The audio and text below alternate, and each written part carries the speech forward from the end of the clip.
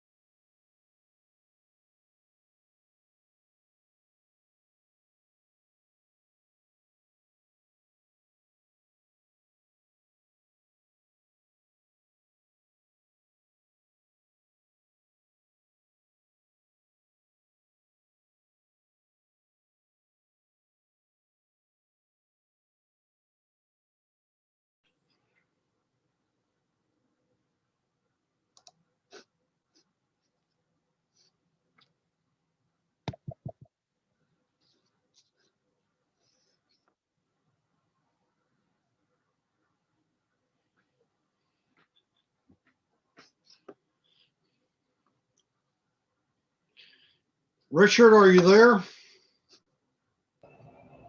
Yes, sir, I'm here. All right, we're okay, right? Yes, we're okay. Okay. Where did you get that from? Nope, hold on.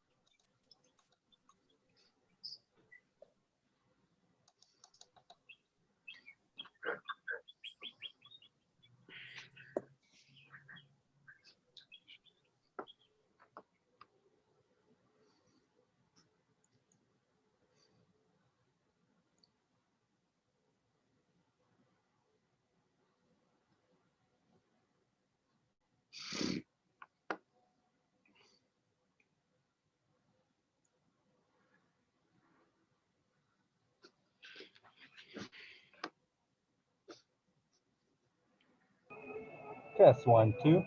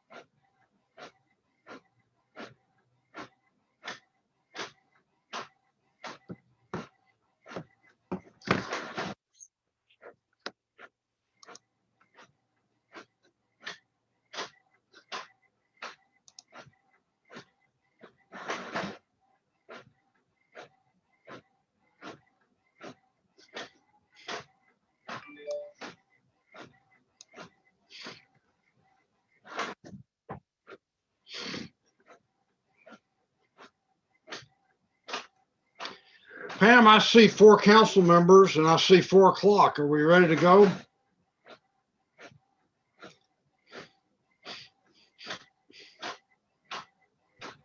Yes, I'm ready. Okay, thank you. This is a special joint meeting of the Richmond Housing Authority and the City Council. Would you call the roll, please? Commissioner Bates, Present. Commissioner Jimenez. Absent. Vice Chair Johnson, Present. Commissioner Martinez. Absent. Commissioner McLaughlin. Here.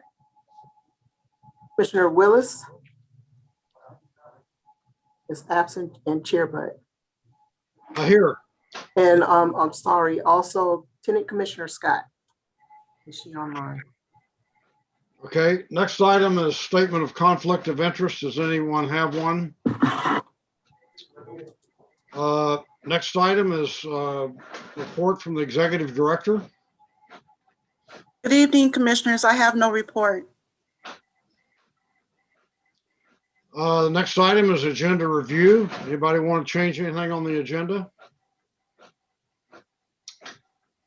So the next item is item E1. Would you read that, please, Madam Clerk? Item E1 is to receive a presentation from CVR Associates regarding its report titled Richmond Housing Authority Report of Recommendations, Debt Owed Write-Off Repayment. And before they get started, I just want to explain that this is a status report. There's no action pending from the City Council. You're welcome to ask questions. The public is welcome to ask questions. And my understanding is that on May 4th, the city manager will bring back some of these issues and present a plan to the City Council that might involve taking some action on some of them. So with that in mind, does somebody want to introduce CVR Associates? I will do the honor. So just to give a little bit of background, the Richmond Housing Authority has been under multiple FARS agreements. That's the Public Housing Authority Recovery and Sustainability Agreements with HUD over a number of years. In late 2018, a FARS agreement deliverable was for the Board of Commissioners to make a decision for options for the Housing Authority. We had a series of meetings beginning in late October. We signed our last FARS agreement as late as September 2019.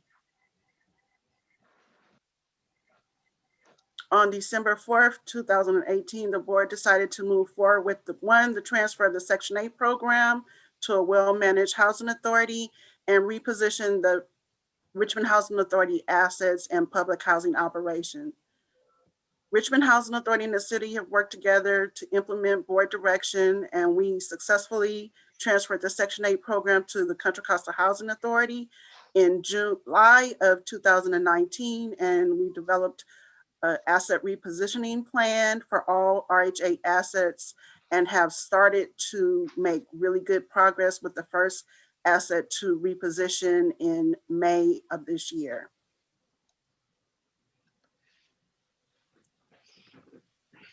Finance-related FARS deliverables, there are 3 outstanding audits that are due to be completed in May 2021. That's 2017, 2018, 2019. Technical assistance was provided from HUD to analyze the amounts of money that the RHA owed to the city and to give a recommendation on repayment. Due to the Housing Authority's lack of capacity to make these assessments, HUD approved a contract with CVR, and they're here to present today. So with no further ado, we would like to present CVR. Thanks. All right, well, good afternoon, everyone. My name is Michael Tunovitz. I'm a Senior Vice President with CVR. we've been advised we only have about 15 minutes to cover our presentation. So I'm not going to go through every slide because the full presentation would take probably 45 minutes. So let me start. Nanette, if you could skip ahead to slide 4. Great. I just wanted to introduce our team.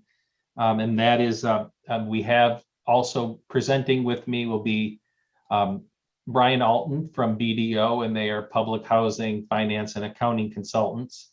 His team did the vast majority of the financial analysis that we're going to talk about.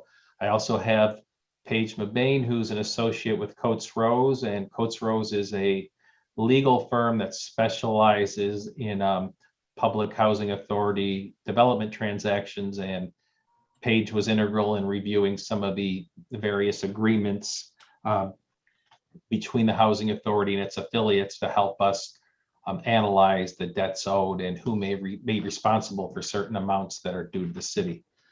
So Nanette, could you skip ahead to slide 10? And the heading is relationship between the city and the housing authority. Yes, there we go. Before we get into what we observed and what we recommend, I really wanted to point out the importance of the relationship between the housing authority and the city.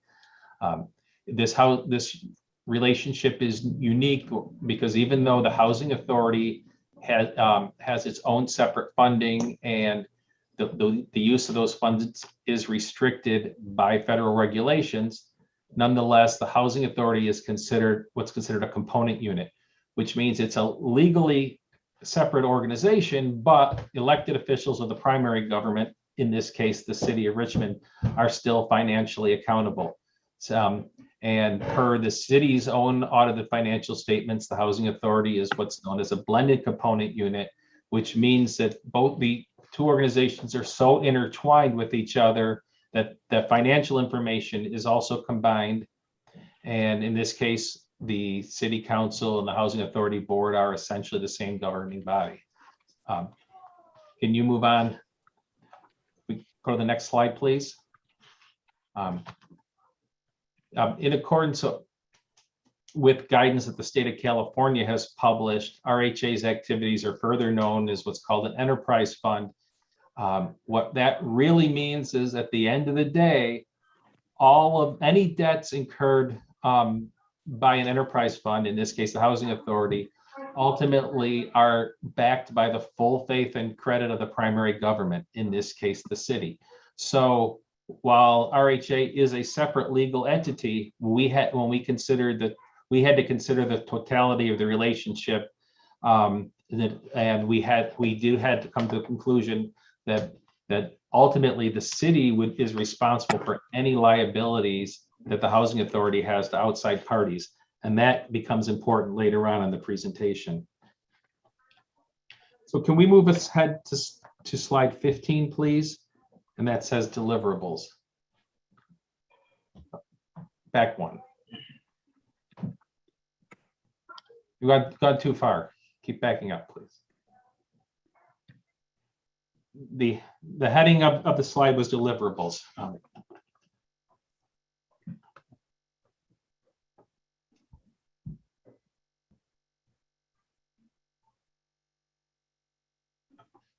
So slide 15, deliverables. We were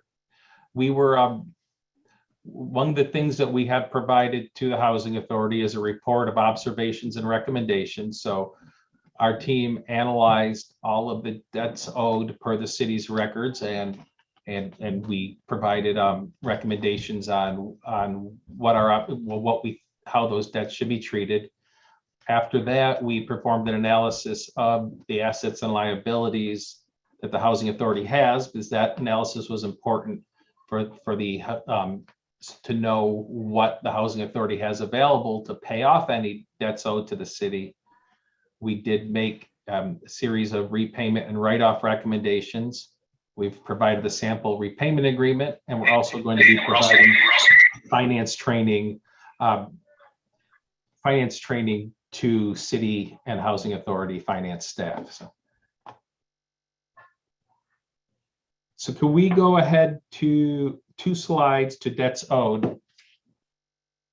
Also, I don't know if anybody who's from the city's IT is on. Brian Alton from our team is telling me he can't hear this presentation, which could become a challenge because he's the expert on the information that's on this next slide. So, but in the meantime, I'll do my best. As of June 30th, 2019, there was just over $15 million of debts owed on the books.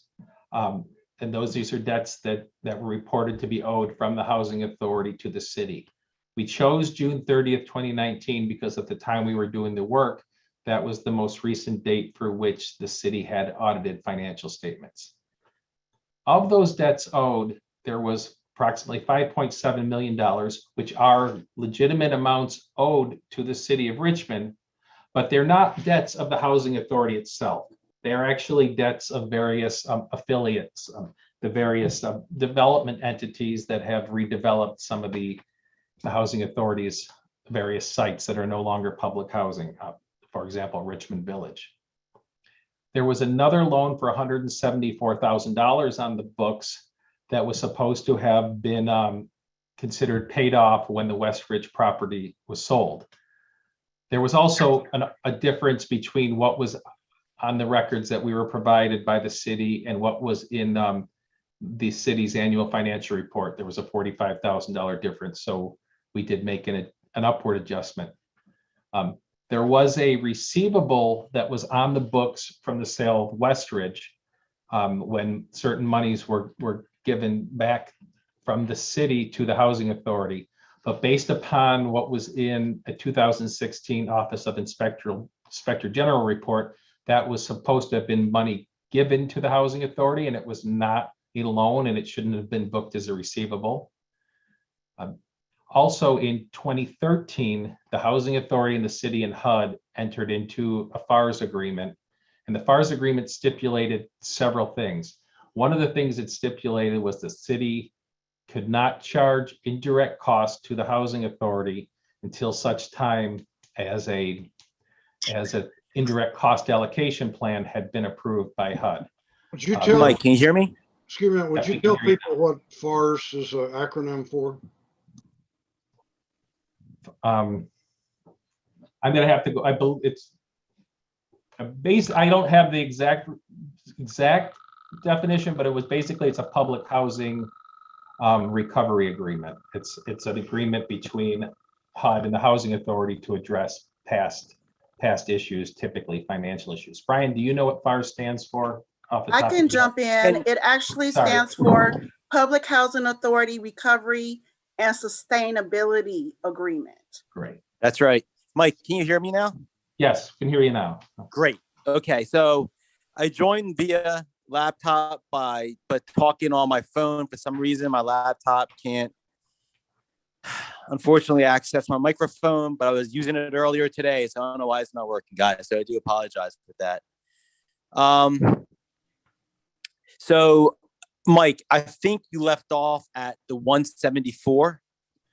I had covered the Westridge, but you could probably expand upon that a little bit. And then I was just starting to move on to the indirect costs. Okay, I know we're limited on time. I'm going to start from the 15 million and just go through that relatively quickly. We covered that already. So we started off with the 15.3 million as provided from the city of Richmond of what they were suggesting that the Housing Authority owes back to them. As you see, I'm going to skip down a couple lines to 45 million per the city of Richmond's audit report. We actually increased it by $45,969 because the audit report had a higher number. So we went with the audit report just to make sure we're comparing apples to apples. Then we went through everything on the city of Richmond schedule. And we said, hey, the notes and receivables that are due for these affiliated entities, legally, the Housing Authority is not on the hook for them. The other entities are. So therefore, the 5.7 million is not owed from the Housing Authority, but from the other entities. Let's talk about the 174 and the 2,096,000. Due to the audit report, or the OIG audit report in 2009, there were ineligible costs. So there was a FARS agreement that was entered into, and they said, hey, when we sell Westridge, we're going to use those proceeds to pay off these ineligible costs. Now, the deal was when we sold Westridge, the money came in as non-federal to the PHA, which got repaid back to the city of Richmond. And then the agreement said the city of Richmond had to give the authority back the 2,096,000 only for eligible costs as approved by HUD. What the authority did, what the city did, they recorded that as a receivable back to them. That was not part of the agreement. This money was given to the housing authority to be used only for HUD approved eligible costs. In addition of the FARS agreement, it said that all debts related to Westridge would be eliminated. That included the 174. The FARS agreement also said that any debt that was owed to the city of Richmond from the housing authority for any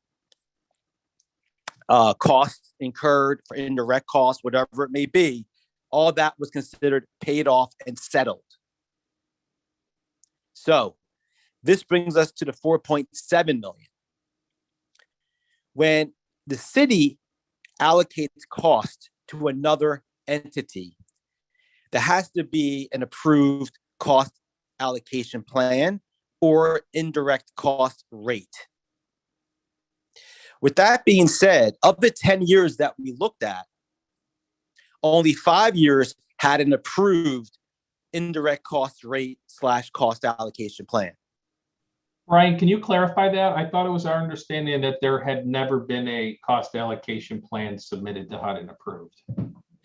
One was, good point. So of the 10 years that we looked at, the city developed a cost allocation plan, but never got it approved to HUD never submitted to HUD for approval.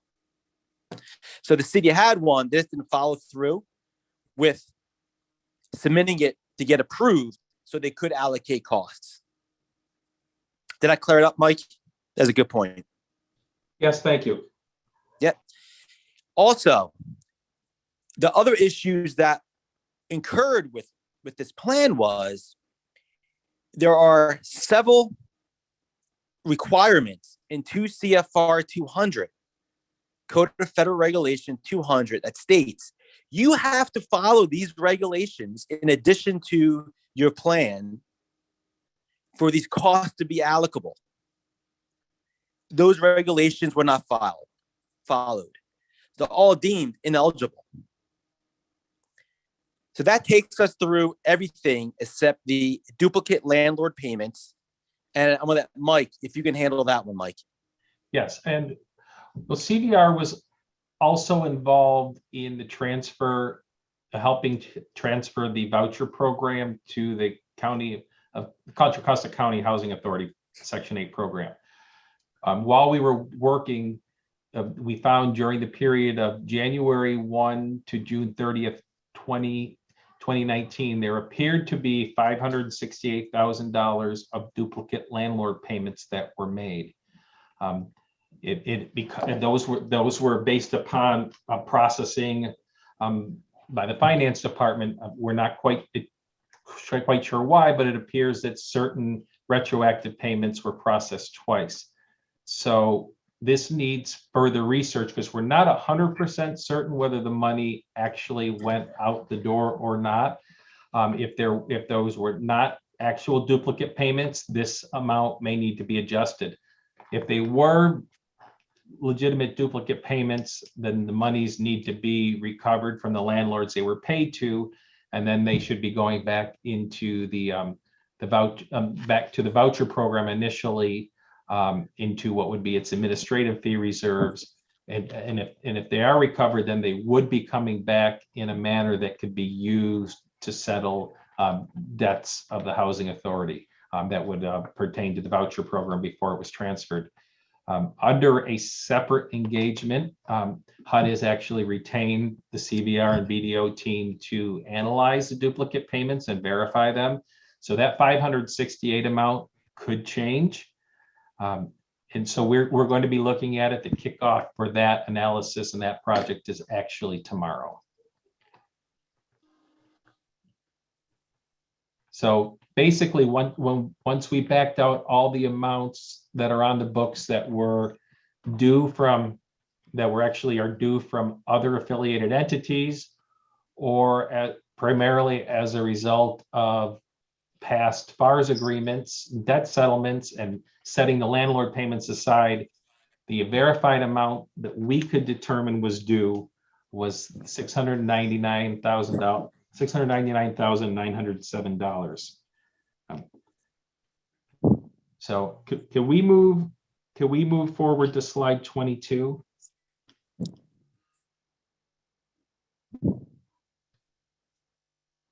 Is there any questions on that? Anyone have any questions? Oh, we went too far. Was that the cost allocation slide with the numbers and that? Yes. So I'm going to let Brian explain this in more detail, but one thing we did take a deeper dive into is how much had the city obtained all the proper approvals for its cost allocation plans as had been required by HUD. What was the amounts that the housing authority, what was the maximum that the federal regulations with regards to the housing authority's funds, what was the maximum that could have been paid to the city for overhead or indirect cost? And we concluded that that amount was $478,807. As you can see, from 2013 back, we said zero because the recovery agreement from 2013 said that the sale of Westridge settled all past due amounts owed to the city. Within that, the housing authority, it receives subsidies for its public housing and voucher program. Some of those monies can be used as management fees paid to what's called the central office cost center. And that's where the housing authority accounts for all of its indirect cost and overhead. So what we looked at is how much from 2014 forward, how much did the city charge each year to the housing authority? As Brian noted, some years there was no cost allocation plan. How much did the housing authority, excuse me, incur in its own overhead, and how much after it used its management fees for its own overhead, how much would have been left and available to the city for indirect cost? And that's how we calculated the 478,000, which is what the city could have charged could have collected from the housing authority in overhead had all those indirect cost allocation plans been properly filed. Brian, is there anything Mike, that I missed there? Yes. No, hey, Mike, can you hear me okay? Yeah. Oh, great. Also, we took into consideration cash available. So if there was no cash available at the time, then the federal programs can't pay the overhead. So that was taken into consideration as well, Mike, just to add to what you presented. Right. So Nanette, can you move ahead to slide 27? And it has the assets of the housing authority on it. Yeah, one more. There we go. So as one of the things that the housing authority has available to pay amounts owed to the city is an administrative building, which the housing authorities already agreed to sell to the city for $1. We consulted with HUD, and HUD did say that the difference between the $1 sales price and the fair market value should be considered in any repayment plan. So that value is $307,649. We looked to see what unencumbered cash there was in the public housing program, and based upon what we saw in the general ledgers, and also based upon the fact that there aren't any current audited financial statements for the Housing Authority for any time after 2016. We could not make any determination of how much public housing cash was available, but based upon something we'll show you in the next slide, we presumed it's zero. We also, for the same reason, could not determine if there was any leftover housing choice voucher reserves after the program transfer, and without it taking into consideration the duplicate payment issue, the lack of audited financial statements. Again, we just presumed there was no unencumbered HCV cash. We look to see if there's any known developer fees due to the Housing Authority from some of the affiliates from some of the past development deals, and we could not, and there was no, did not find any developer fees that remained unpaid, and the residual cash and other cash flows that the Housing Authority gets from its affiliates right now are not even material. So one more slide in that. We did, Brian, do you have anything to add to that last slide? No, that was pretty comprehensive, Mike. So we did look forward to the end of 2020, and we tried to look at both what was in the bank and what's the general ledger balance. So LIPH, which is the public housing, the general ledger actually shows a negative cash balance. So while there is money in the bank, the general ledger does indicate that negative balance indicates that all of that cash is already spoken for. The security deposit monies belong to residents. The housing choice voucher monies, the general ledger does say there's $657,000. However, the bank actually says that there is only $368,000. And without a closeout audit, we can't tell whether that's money that is administrative reserves that belong to the Housing Authority, or if those are leftover housing assistance payment dollars. And if they are housing assistance payment dollars, they're actually due back to the Treasury so that they can be used by Contra Costa County to make housing assistance payments. And then there is a local fund, but the local fund is restricted in its use, so it could not be considered in any repayment to the city. So can we go one more slide into that? Then there's liabilities. And I think this is really the most important thing that our work turned up. There is a liability from the Housing Authority to the IRS for some penalties that have to do with, I believe it has to do with W-9 reporting. There is also a small voluntary compliance agreement where about $9,500 of rents need to be written off to certain residents. But most importantly, right as we sit today, the Housing Authority has a $4.3 million pension liability to the state's pension program. The Housing Authority has $3 million in liabilities due for other post-employment benefits, so benefits that are due to retired former Housing Authority employees, and that's in addition to the $699,000 that we found to be owed to the city of Richmond. So our concern, as we looked at this, is right now the total liabilities of the Housing Authority are over $8 million, and we could only verify that there was just over $300,000, the value of that administration building, that the Housing Authority actually has to settle its liabilities. So in effect, the Housing Authority is actually in the red by $7.8 million. And as I said earlier, this is important. That the Housing Authority is a component unit. All debts of the Housing Authority are backed by the full faith and credit of the city. So as I will get to in a moment, a lot of our recommendations are based upon that the Housing Authority needs to get in a position to settle all of its other liabilities before it makes any repayments to the city. So Ryan, is there anything else that I should have covered there? No. Okay. Any questions before I move on? Didn't that create- Anybody have questions? Board Member Bates. Well, I'm listening to this report, and from my perspective, it's not good news.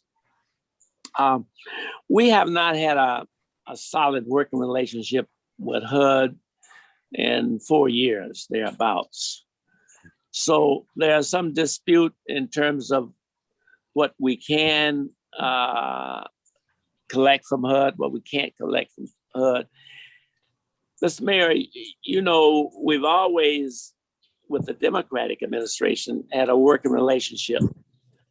And it seems to me that we ought to sit down and try to analyze what we can get from HUD, what we need HUD to forgive debt, how we can manipulate and try to get this in a balanced situation, which in my opinion may very well require a visit back to Washington. Maybe we can get Vice President Harris, DeSaulnier to set up a meeting with HUD. We've got to establish a solid working relationship with HUD. There's no ifs and ands about it from my perspective. And try to get some relief. If we have not responded like we should have, let's bite the bullet and work it out. But carrying this liability forward, you know, it don't make sense. And maybe we can get some relief from HUD in forgiving some of this costs, reimbursing some of these costs if it's possible. I just can't see us trying to balance this budget on the revenue that we're getting and generating on an annual basis. So that's just an observation. You know, Tom, you and I have worked with HUD before. I don't think the rest of the council have had that opportunity. And I know that the city staff have not had that opportunity because we got new staff people. When we had Dick Koshin, we were back there at HUD almost 6-8 months talking and resolving these problems. So from my perspective, we need to try to get a delegation back there and try to salvage and get as much as we can forgiven and get us back on a good footing with HUD so we can get our budget balanced. That's just an observation. I don't know what the other council members feel or not, but that's just my observation. Anybody else have questions? Okay, you're not finished with your presentation, are you? Right? Well, I wanted to get a response from my staff, from my consultants. Does that make sense or what? Well, I really can't answer that. That's out of the purview. But what our observation is not that there is a situation where HUD owes money to the housing authority or HUD owes money to the city, or that the city or housing authority owe HUD money. We were just analyzing what appears to be the valid amount of debt owed from the housing authority to the city, analyzing what assets the housing authority would have to pay that debt, and we're going to make some recommendations on some repayment terms. The challenge we got into was that as we looked at what assets the housing authority has to repay the city, we then found that in addition to what is owed to the city, that there are well over $7 million of other liabilities, most notably pension and other benefit liabilities due to retired employees. Mayor, but this is Shasta. If I may, can CVR speak to how long this has been going on? I think that historical context in terms of how, over what period of time these liabilities were created. Are you referring to the pension and all of the liabilities, the term that they were generated?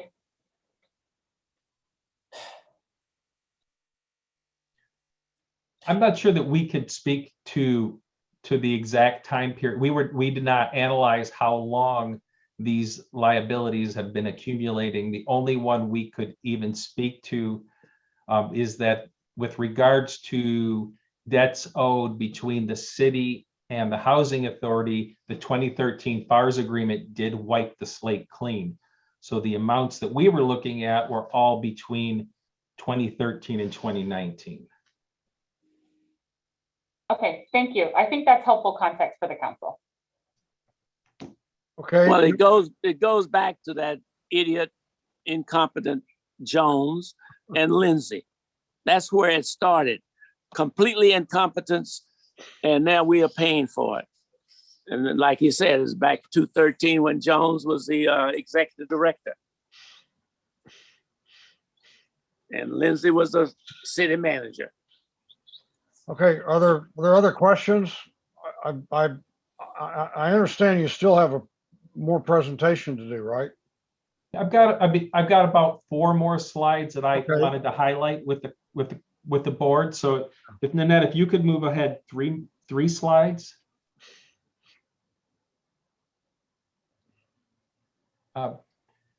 So we do recommend some repayment terms. We did so far we had a verified amount due of 699,000, and which we said that should be reduced further by the transfer of the administrative building.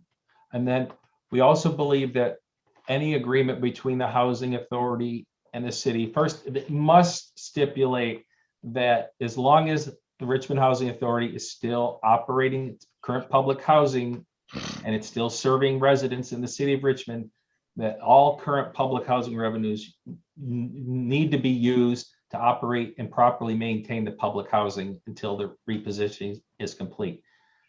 Once that's complete, if it's permissible by HUD rules, so if there is excess cash that's unencumbered, we recommend that the next step be that any leftover monies be set aside to addressing RHA's long-term liabilities, and most notably, again, the pension and the employee benefits liabilities. So next slide. And then once the closeout audit is done of the voucher program, it is possible that there's going to be additional what are called unrestricted net assets, which would have been the program's administrative reserves that could be available.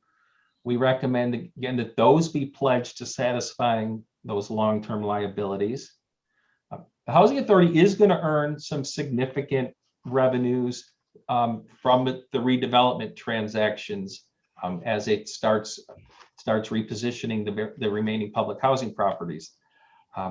So over time, there are additional monies that are come in. So we recommend that those be set aside to help satisfy all of those long-term liabilities.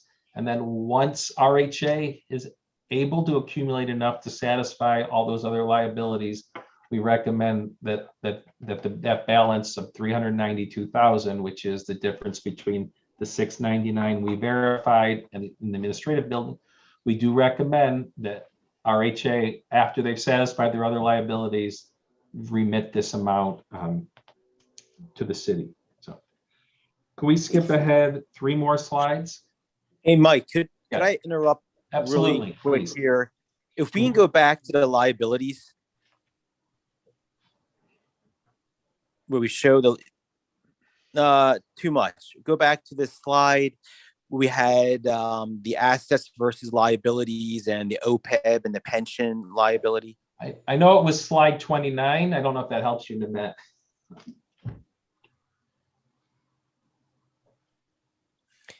I'd just like to address Ms. Curls, Mayor Butt, and Commissioner Bates'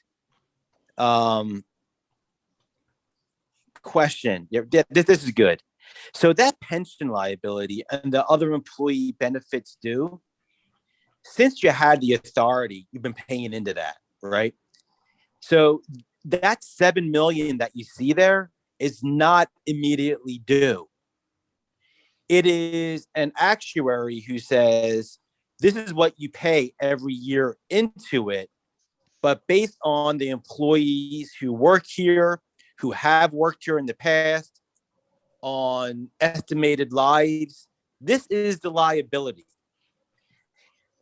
You pay into it. If you have a high return on investments, you pay in less. If the investments are lower with CalPERS, then it's more that you owe. So I just want to make it clear that that 4.3 million and the 3 million are not immediately due. You make payments based on the actuary report that you receive.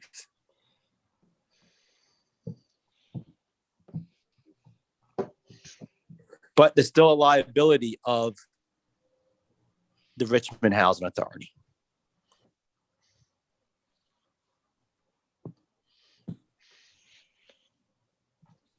That was it. Okay. So then if you could move forward to our other recommendations, even if you don't move forward, I could get to those slides. I can easily cover that. But so the other thing, as we mentioned, there is an IRS matter. Those monies amounts owed to the IRS. There is a mechanism for requesting that be waived. They're just penalties for reporting. The city should work to get a cost allocation submitted to HUD, to get that done as soon as possible and make sure that's happening on a regular basis so that certain indirect costs from the city can be charged to the housing authority moving forward. One thing I think we did observe is that there may have been a period of time where the personnel maintaining the books and records of RHA might not have had the right training. So as part of this TA, we have training that is scheduled. I'm not sure if we've firmed up the dates yet.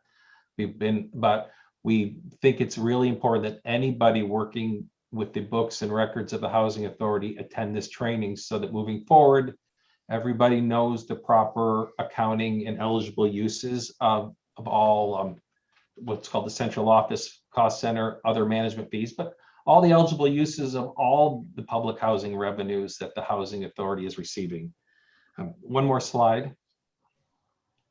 This was also, it wasn't directly in our scope, but it's something we observed. And I think it really, at the end of the day, could be an important root cause of the issues.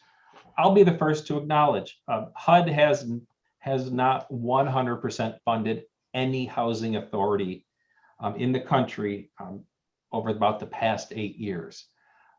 So every housing authority in the country has been faced with tough decisions on how to cut costs to stay within their revenues. So we think we do know, and I think for the right reasons, the city has contributed money to the housing authority to make sure the residents are served properly. But we think, and this is our final recommendation, moving forward, it's really important that as long as the housing authority is serving low-income residents in the city of Richmond, they need to make sure that there are realistic operating budgets, that the amount that the housing authority plans to expend is in line with the anticipated revenues. And I think it's really particularly important to examine expenses moving forward in light of the planned repositioning. So just to make sure you're doing the things that are necessary to maintain the properties, but also just to make sure that you're not, I just say, throwing good money after bad, that you're not making major capital expenditures that are not needed because a site is going to be disposed of or transferred to another entity, the site's being rehabilitated, whatever the case might be with the repositioning plan. And I think it's important to make sure that the amount of indirect costs that the city wants to charge the housing authority are in line with the budget constraints of what the city can pay. Because otherwise, this issue with the debts, it's only going to continue. The city will want to charge certain indirect costs of the housing authority. If the housing authority doesn't have the ability to pay it, then moving forward, it'll just be a growing liability. That does end our presentation. I know that you guys have a very long agenda and we've gone well over our time, but if there are questions and we need to come back, we're happy to do so. Okay, so we will take some more questions, but we do need to wrap this up. This is not the last time we're going to be talking about this. It'll be on our part of our agenda for May 4th, and there will be a discussion of ways that that we go forward to deal with it. So do members of the Housing Authority have any further questions at this time? I don't see any. So unless somebody else has something, I think we'll wrap this up and move on to our next agenda item. Thank you for the presentation. That was very helpful. Would you send us all a copy of that slide deck? I don't know if we have it or not. I know Gabino has it, so he should be able to get it to you. Okay, it might be attached. I haven't looked. Yes, we will attach it and we will post it on the city's RHA website as well. Okay, thank you very much. Okay, the next agenda item is E2. Would you read that, Madam Clerk? Yes. Item E2 is the receiver presentation and adopt a joint resolution approving the proposed fiscal year 2020 through 2021 Richmond Housing Authority amended budget adjustments with revised estimated revenues of $5,051,340 and a total expenditures of $5,249,266 and approve an additional Richmond Housing Authority subsidy from the City of Richmond General Fund in the amount of $197,926, which will provide sufficient revenue to match anticipated expenditures. Are there any questions from Housing Authority board members on this item? This is Jason Scott. Yeah, okay, go ahead. This is Jason. I have no questions at this time. I just wanted to let you know that I am present and have been for the presentation.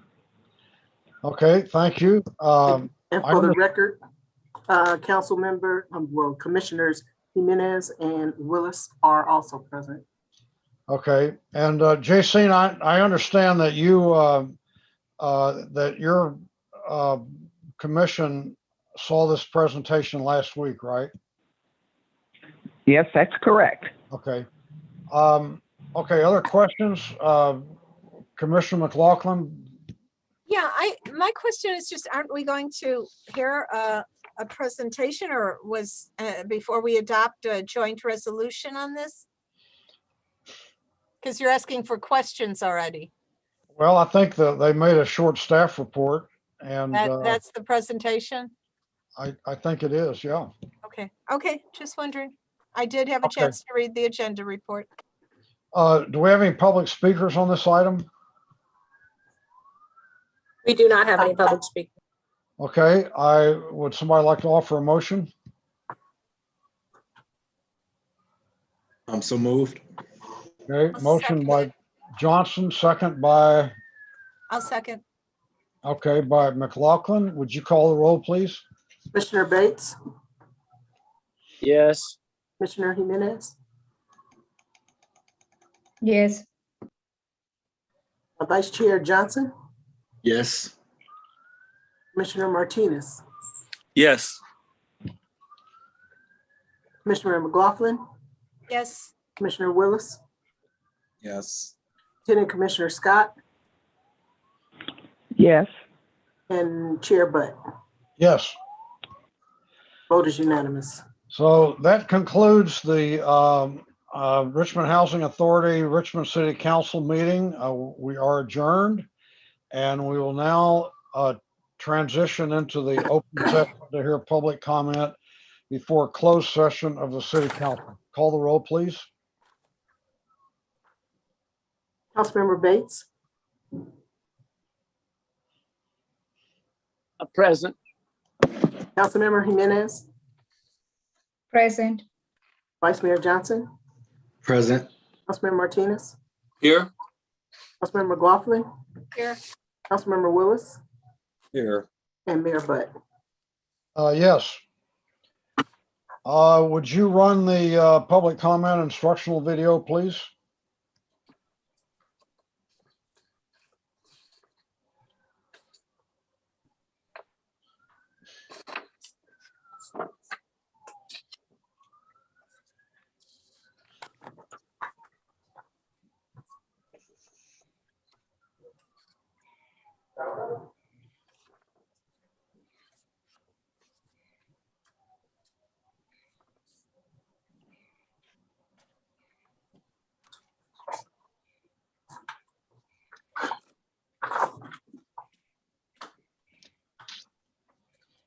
Due to COVID-19, This meeting will be conducted via Zoom pursuant to the provisions of the Governor's Executive Order N-29-20, which suspends certain requirements of the Brown Act.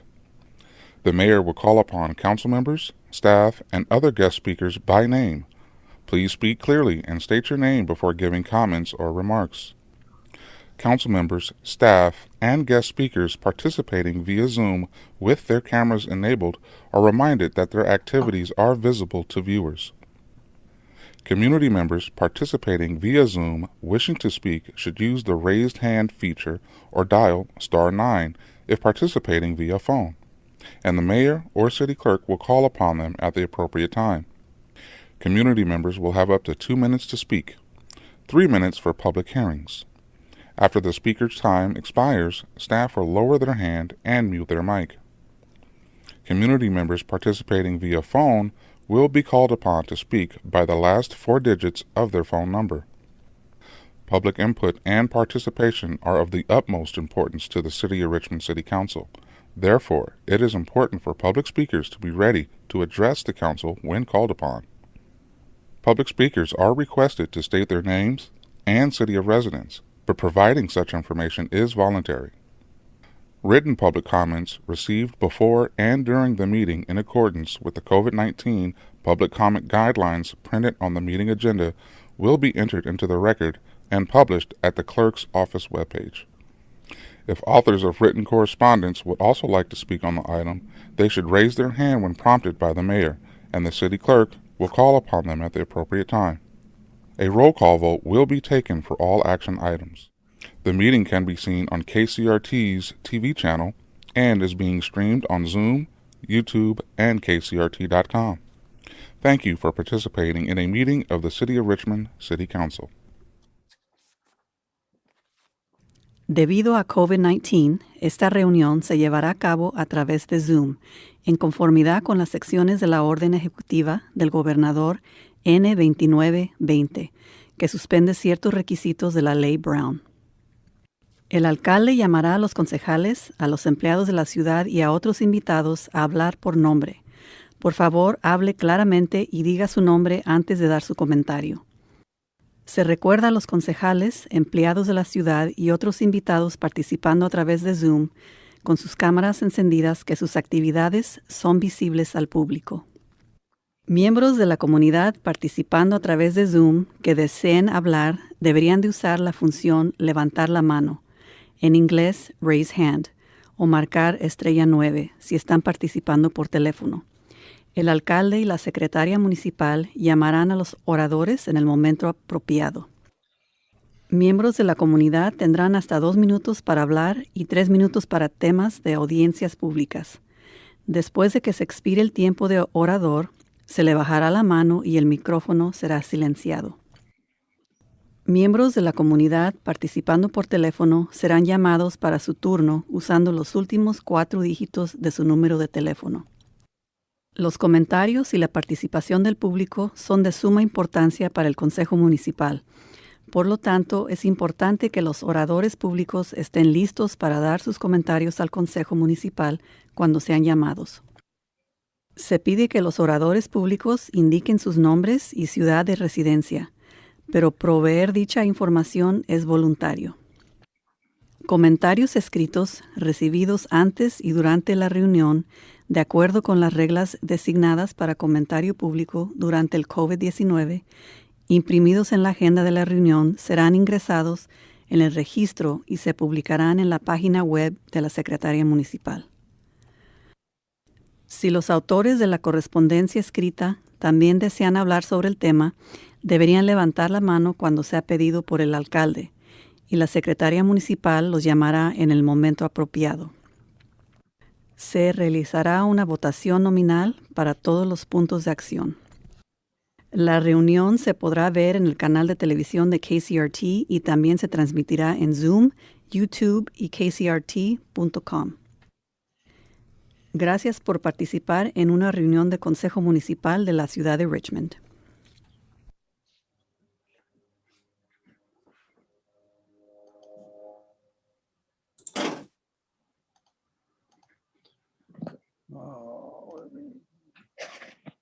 Okay, Madam Clerk, would you read the items for closed session tonight, please? The items the council will discuss in closed session include conference with legal counsel, existing litigation, 11 Richmond Terminal Corporation versus City of Richmond. There are 2 cases. Wolverine Fuel Sales LLC versus City of Richmond, 1 case. Phillips 66 Company versus City of Richmond, 2 cases. Sproul Death et al. Versus City of Richmond, North Coast Rivers Alliance et al. And Point Melody Alliance et al. Versus City of Richmond. Conference with legal counsel, anticipated litigation. There are 3 cases. In light of the California Court of Appeals decision in Fowler versus City of Lafayette, the city attorney's office attached 2 addenda to this agenda, 2 letters regarding the amended judgment and various agreements related to Point Melody. These letters provide the existing facts and circumstances for going into closed session on these items pursuant to California Government Code Section 54956.9 D2. Conference with labor negotiators, agency representative Jack Hughes, employee organization, Richmond Police Officers Association.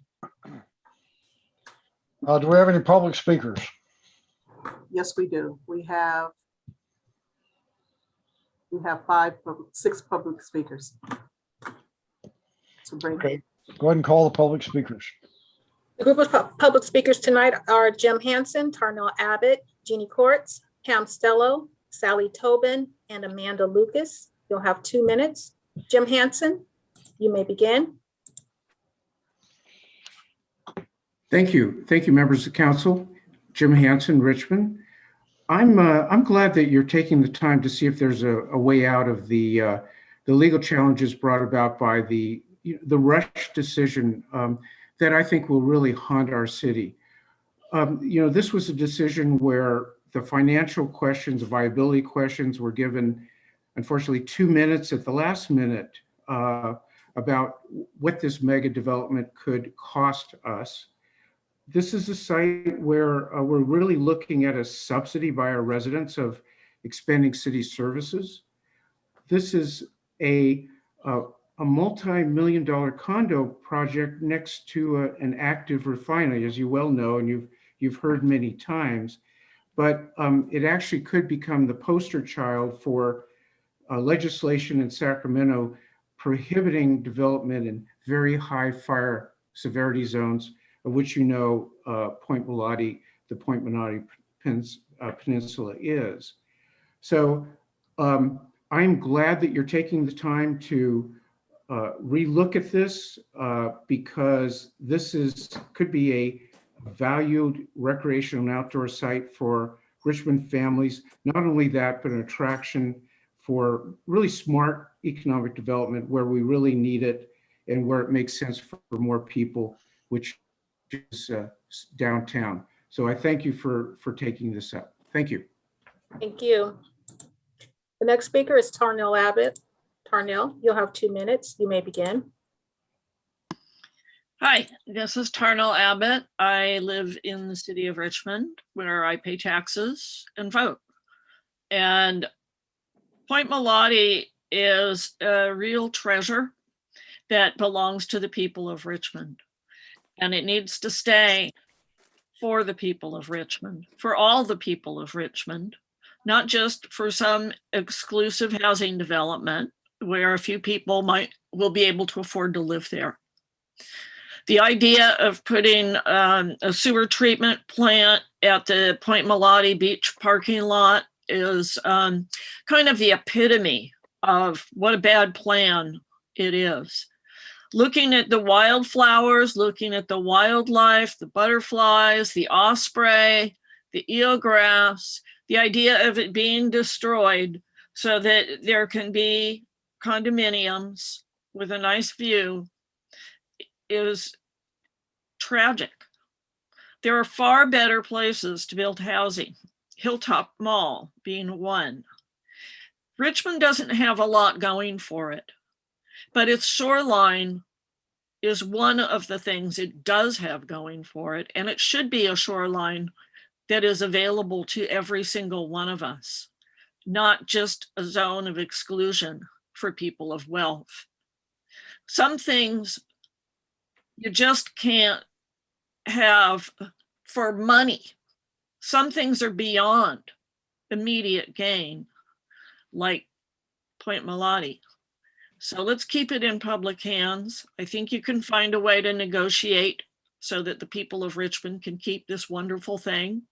And let's make it available to all of us. Let's bring down those fences and let people have trails. You know how popular it is at the Albany Bulb? You should go take a walk over there. Really interesting what can happen. Thank you. Our next speaker is Jeannie Courts. Jeannie, you'll have 2 minutes. You may begin. Yes, Jeannie Courts, Richmond resident. While you are in closed session, please keep the interests of the people of Richmond in mind. To the city attorney and city staff, you have a rare opportunity to settle Point Melati lawsuits. You work for the people of Richmond. Richmond residents were so incensed by Mayor Butt's housing development plans and the previous city council's support of his plans that they voted in the last election council members who listened to them, not the developers and special moneyed interests. You don't work for Jim Levine, John Salmon, and SunCal. You are supposed to be working for the people of Richmond. Therefore, you must find a way to settle these lawsuits. Richmond needs outdoor space. There are not enough parks in Richmond. Parks provide an escape from the hustle and bustle of urban life. If you visit Point Melati Beach Park, you will see families having fun, barbecuing, fishing, kayaking, etc. You will see a wonderful mix of African-American, Latinx, Asian, Native American users. Expanding on the beach park to encompass the entire South Watershed area under the tutelage of the East Bay Regional Park District is the best plan. The East Bay Regional Park District is very interested in taking on Point Melati.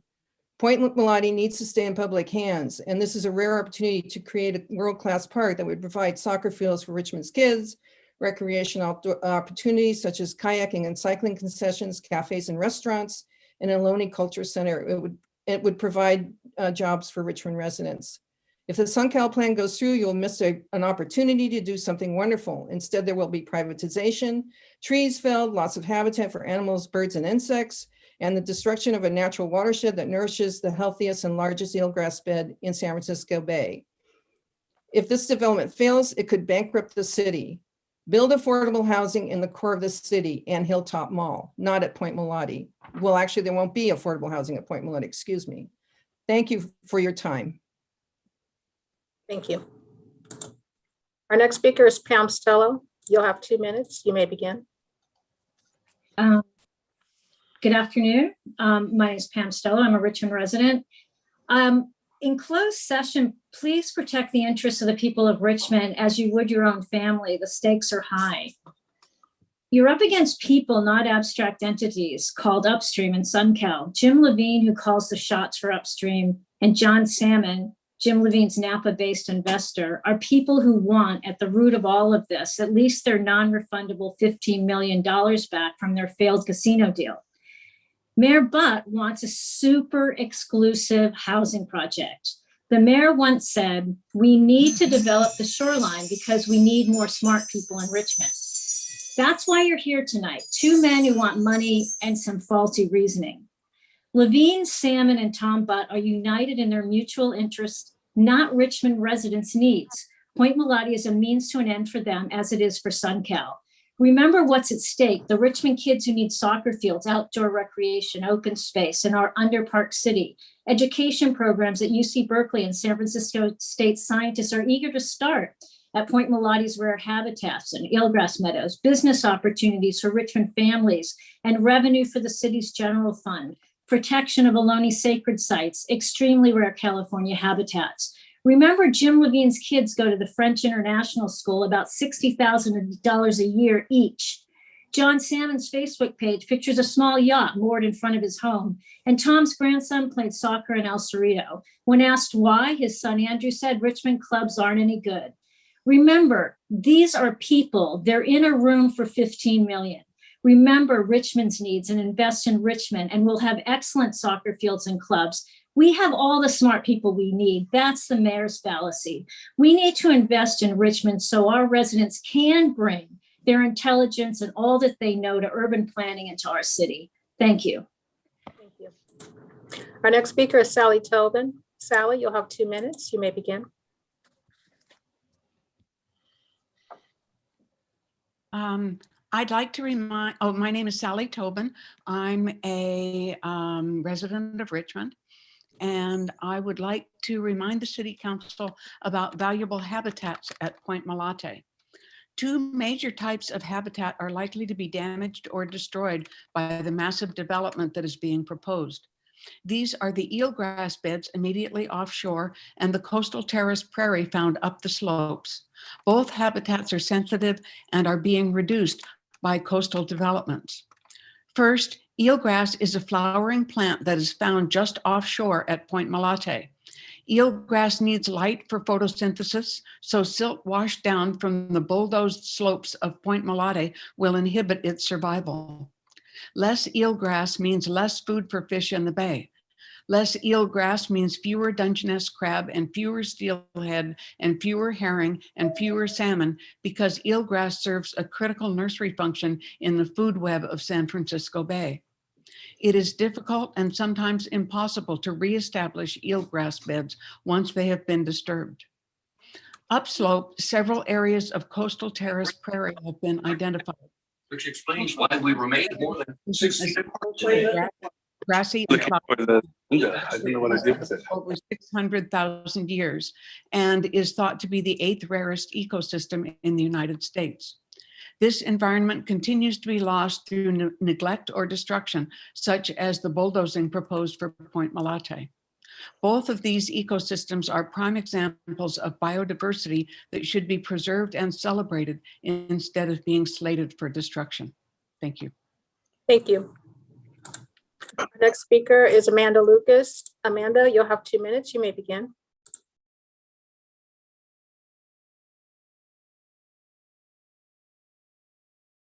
Amanda? Amanda Lucas? Can you hear me now? Yes. Okay, thank you. My name is Amanda Lucas, and I am a Richmond resident. I am commenting today to encourage you to settle the cases with Point Malate so that we can build something better that's for the community and preserves the environment there. I am in the generation that does not have enough housing, does not have, has been financially impacted, and is also going to be impacted by climate change. And my number one concern is climate change and the loss of biodiversity and open space, because those things are much harder to fix than housing. As difficult as housing is, you could have much more creative options for where you can put housing than trying to reclaim shoreline once it's gone. I understand that the city, has financial interest in selling the land and putting houses and the apartments and condos at Point Malate. I understand there's a need for housing, but this housing is not affordable. And what happens after the shoreline is no longer there? How would you get your money then? So my encouragement is to already protect that for use by the community and get creative now. And my other problem with the project is that the EIR is outdated, and so is the SEIR, both of which, the mitigation measures discussed in the SEIR from 2019 based on the 2009 EIR report, the mitigation talks about, paint and faucets, and we're about to, those are small compared to the massive droughts and the massive wildfires and the massive environmental problems that we're having, and they're just not good enough when we need bold action to protect our land and our future, and the EIR and the SEIR make this invalid. Thank you. Thank you. And that was our last speaker.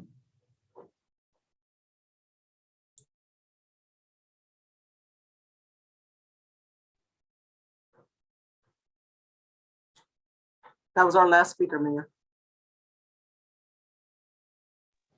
I'm sorry, I was muted. We are now adjourned to closed session.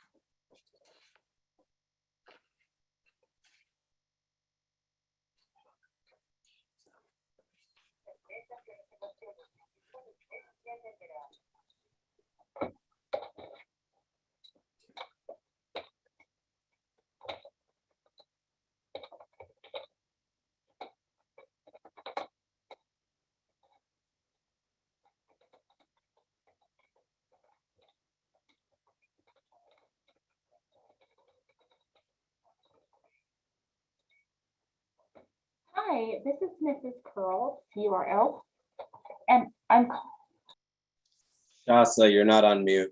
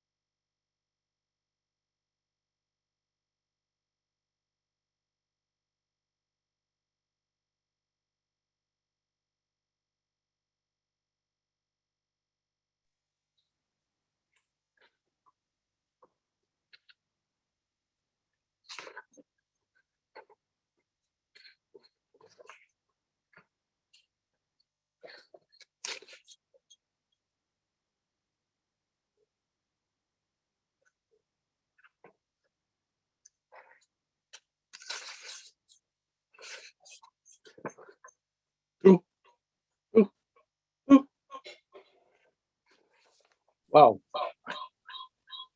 I can hear myself, hear myself, hear myself.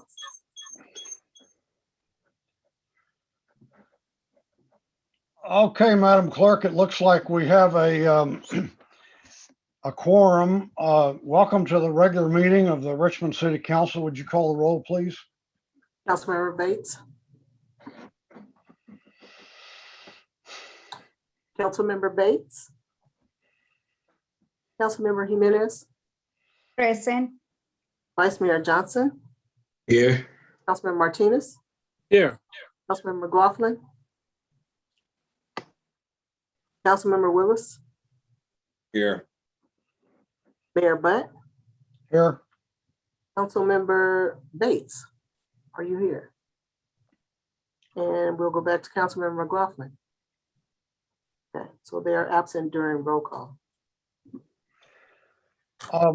Madam Clerk, I see the instructional video is on as the next item, but we've already done that, and I don't think there was ever the intent to do it twice in a night. So unless there's an objection, yeah. I objected it because we need to inform the community, and probably some people who were at the closed session are not here, and people who are here were not in closed sessions. So I recommend that we follow the procedures. Okay, well, let's go ahead and play it then. Thank you, Mr. Mayor.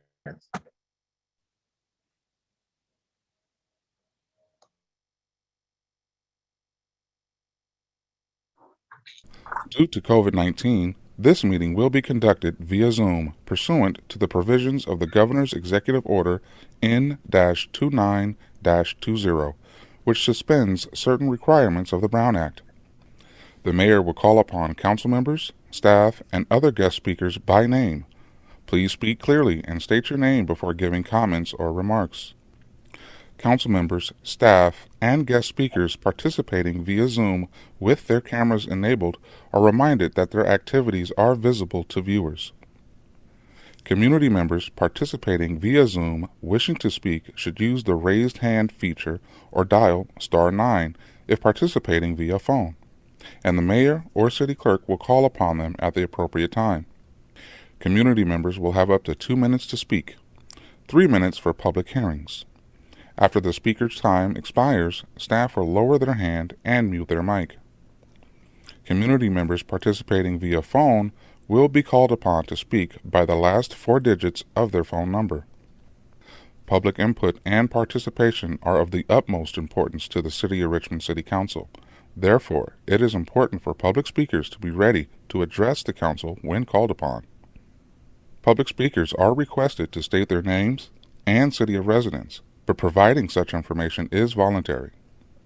Written public comments received before and during the meeting in accordance with the COVID-19 public comment guidelines printed on the meeting agenda will be entered into the record and published at the clerk's office webpage. If authors of written correspondence would also like to speak on the item, they should raise their hand when prompted by the mayor, and the city clerk will call upon them at the appropriate time. A roll call vote will be taken for all action items. The meeting can be seen on KCRT's TV channel and is being streamed on Zoom, YouTube, and KCRT.com. Thank you for participating in a meeting of the City of Richmond City Council. Debido a COVID-19, esta reunión se llevará a cabo a través de Zoom, en conformidad con las secciones de la orden ejecutiva del gobernador N-2920, que suspende ciertos requisitos de la Ley Brown. El alcalde llamará a los concejales, a los empleados de la ciudad y a otros invitados a hablar por nombre. Por favor, hable claramente y diga su nombre antes de dar su comentario. Se recuerda a los concejales, empleados de la ciudad y otros invitados participando a través de Zoom con sus cámaras encendidas que sus actividades son visibles al público. Miembros de la comunidad participando a través de Zoom que deseen hablar deberían de usar la función levantar la mano, en inglés raise hand, o marcar *9 si están participando por teléfono. El alcalde y la secretaria municipal llamarán a los oradores en el momento apropiado. Miembros de la comunidad tendrán hasta 2 minutos para hablar y 3 minutos para temas de audiencias públicas. Después de que se expire el tiempo de orador, se le bajará la mano y el micrófono será silenciado. Miembros de la comunidad participando por teléfono serán llamados para su turno usando los últimos 4 dígitos de su número de teléfono. Los comentarios y la participación del público son de suma importancia para el Consejo Municipal. Por lo tanto, es importante que los oradores públicos estén listos para dar sus comentarios al Consejo Municipal cuando sean llamados. Se pide que los oradores públicos indiquen sus nombres y ciudad de residencia, pero proveer dicha información es voluntario. Comentarios escritos recibidos antes y durante la reunión, de acuerdo con las reglas designadas para comentario público durante el COVID-19, imprimidos en la agenda de la reunión, serán ingresados en el registro y se publicarán en la página web de la Secretaría Municipal. Si los autores de la correspondencia escrita también desean hablar sobre el tema, deberían levantar la mano cuando sea pedido por el alcalde, y la Secretaría Municipal los llamará en el momento apropiado. Se realizará una votación nominal para todos los puntos de acción. La reunión se podrá ver en el canal de televisión de KCRT y también se transmitirá en Zoom, YouTube y kcrt.com. Gracias por participar en una reunión de Consejo Municipal de la ciudad de Richmond.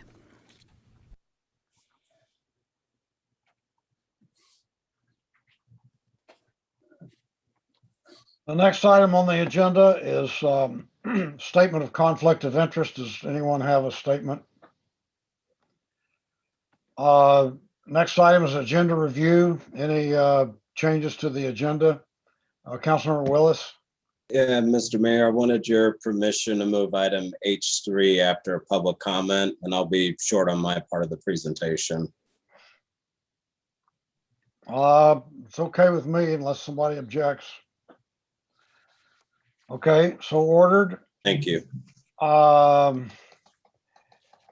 Mayor, Yes. I wanted to remind you that that you have reordered the agenda to have the rest of closed session occur at the end of the public agenda so that we were able to start this meeting close to on time. Okay, is that the report from the city attorney? It's not. I thought you wanted to do it during Well, you were, agenda review. yeah, you were next on the agenda, but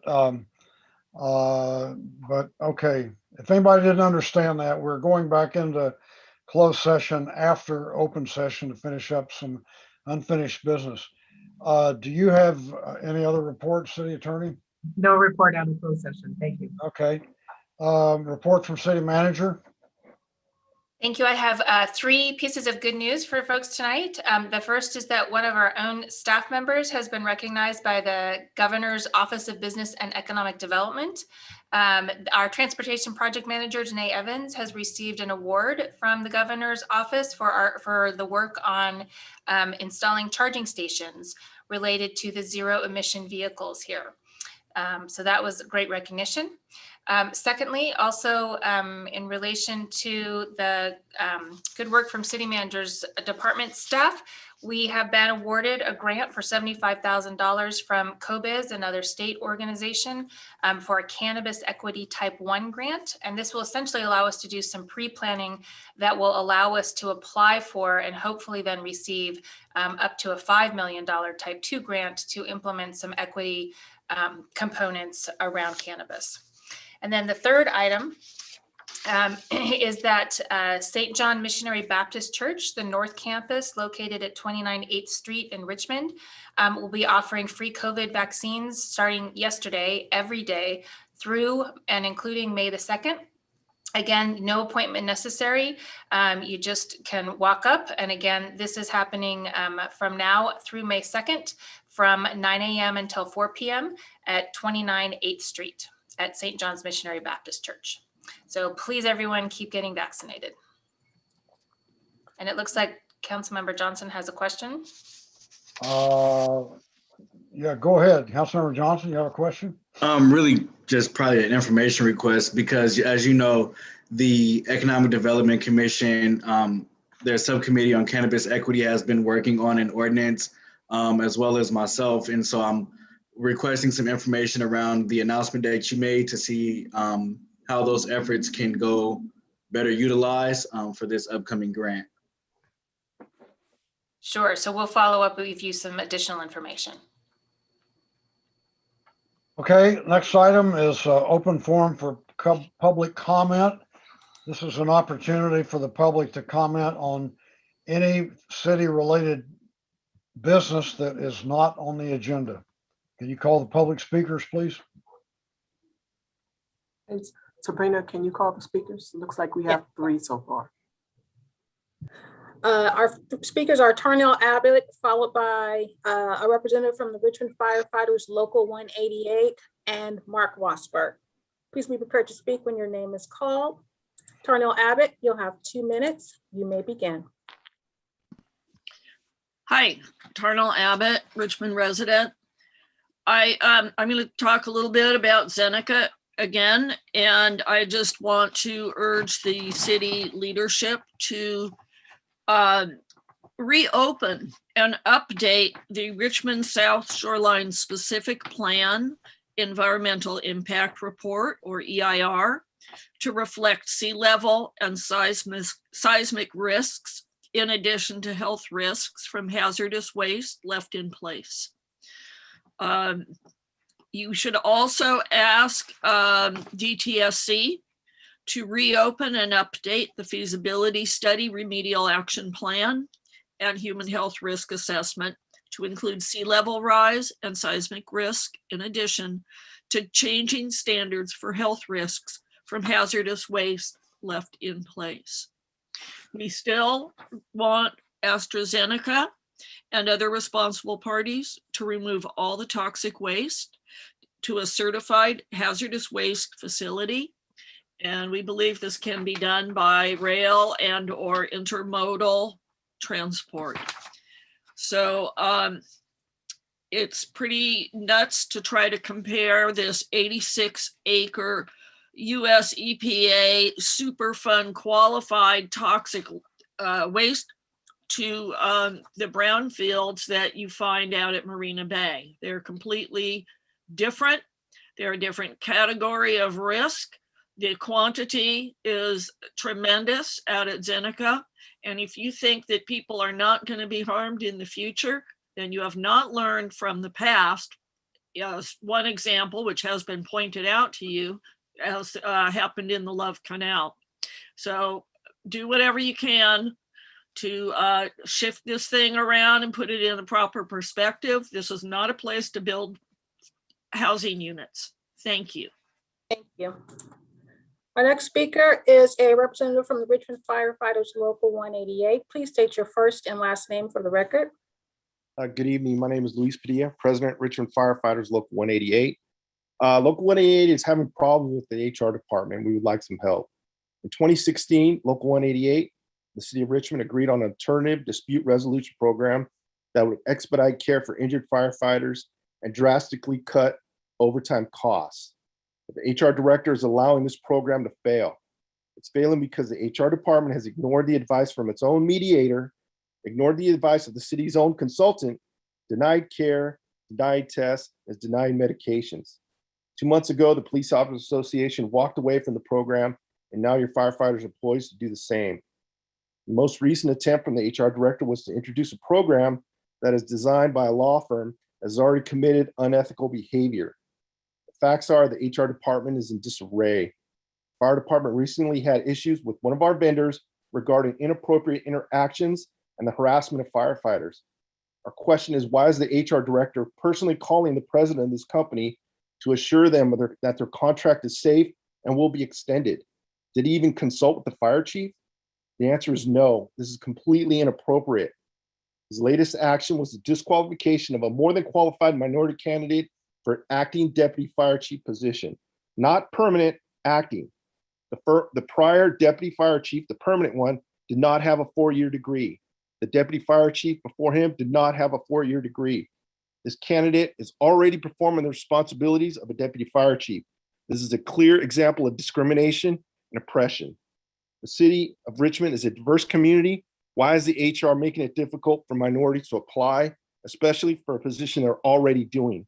We're asking for the city council to investigate these actions, and we would like his supervisor to investigate as well and not turn a blind eye as she's done in the past. Thank you. Thank you. Our next speaker is Mark Wasper. Mark, you'll have 2 minutes. You may begin.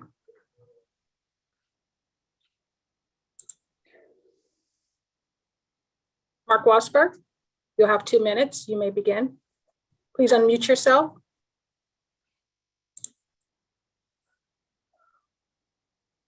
Okay, we'll go to the next caller. Our next caller is Alicia Gallo. Alicia, you'll have 2 minutes. You may begin. Thank you so much. My name is Alicia Gallo. I am the Interim Executive Director with Richmond Main Street. I'm just tuning in today to share that we have recently released our 2020 annual report, and we are honored to share it with the community. 2020 was quite a year, as I'm sure most individuals have also experienced. Perhaps more than ever before, our work was vitally important, and it continues to be.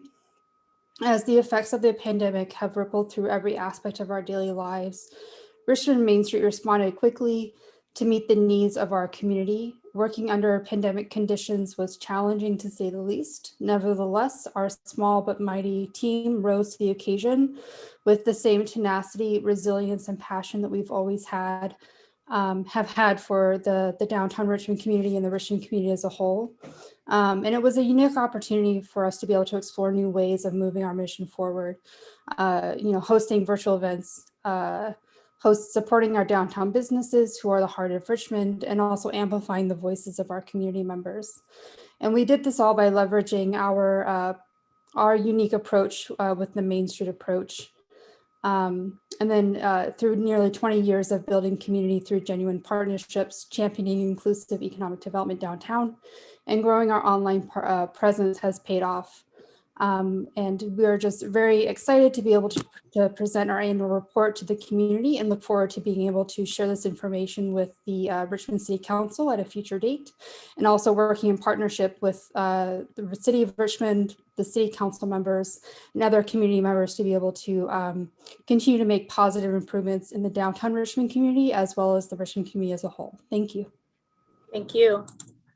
Our next speaker is Naomi Williams. Naomi, you'll have 2 minutes. You may begin.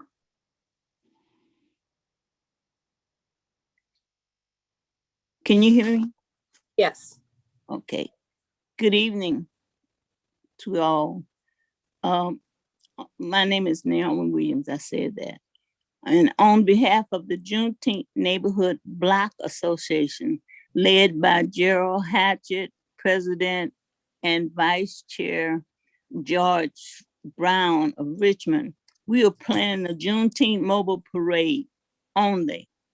And that's because of the COVID-19. The date will be on June the 19th, which is a Saturday. So we in the NBA is working now to work out the route work out the route. So for further details will be announced at the future council meetings. So for that,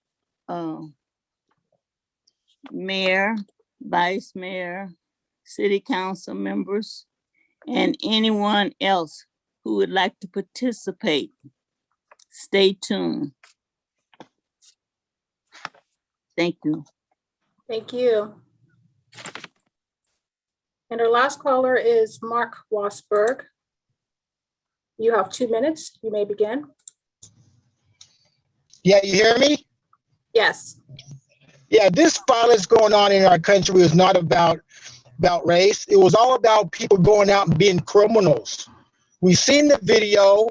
We've seen what happened.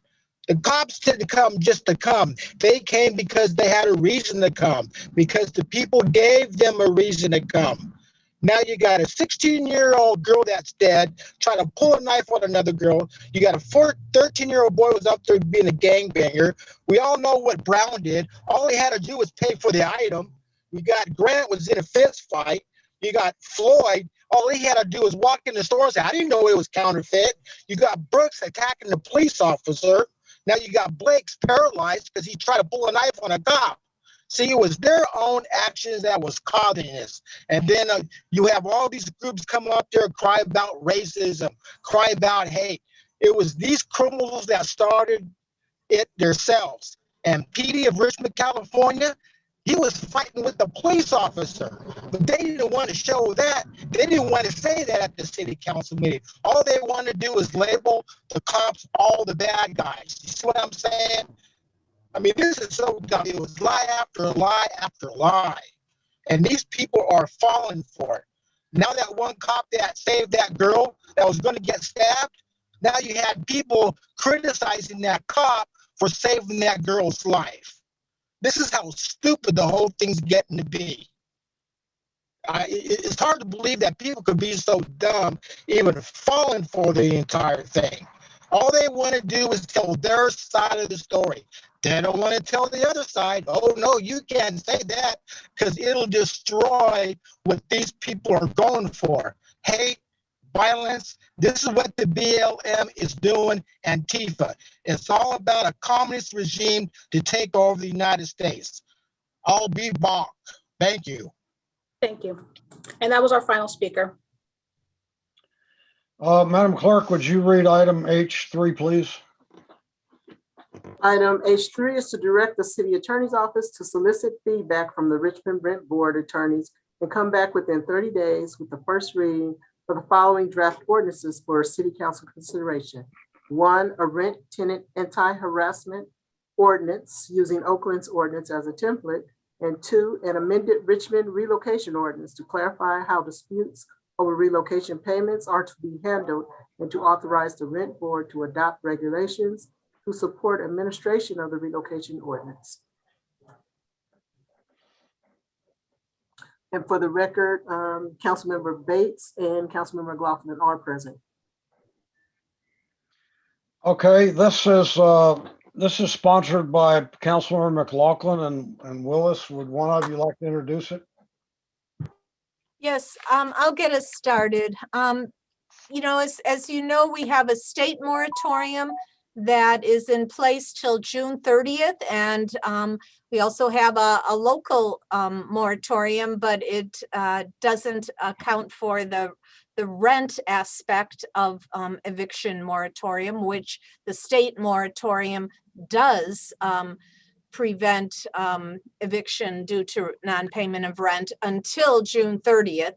And we know our residents are extremely struggling in terms of economics, but also they're being faced with a lot of harassment. And other cities have passed an anti-harassment ordinance, and we should as well. Just to give you some information, according to the rent program staff members, between their various staff members, 1/3 to 1/2 of cases handled by the rent program involve tenant harassment in some respect. Based on the average number of counseling sessions conducted each month, this equates to roughly 150 to 230 consultations involving tenant harassment each month. And the expectation is that these threats and misinformation from some landlords will increase after June 30th. Some of the complaints of harassment include threats to report a tenant to ICE, also misinformation communicated to tenants about their rights. All this is totally unacceptable. So because we need this anti-harassment ordinance to mitigate this, we are asking the city attorney's office to come back with a anti-harassment ordinance. I would like to address two minor changes in terms of what we're asking. The city attorney's office said that they would like, they could try and get it back to us in 45 days rather than 30 days.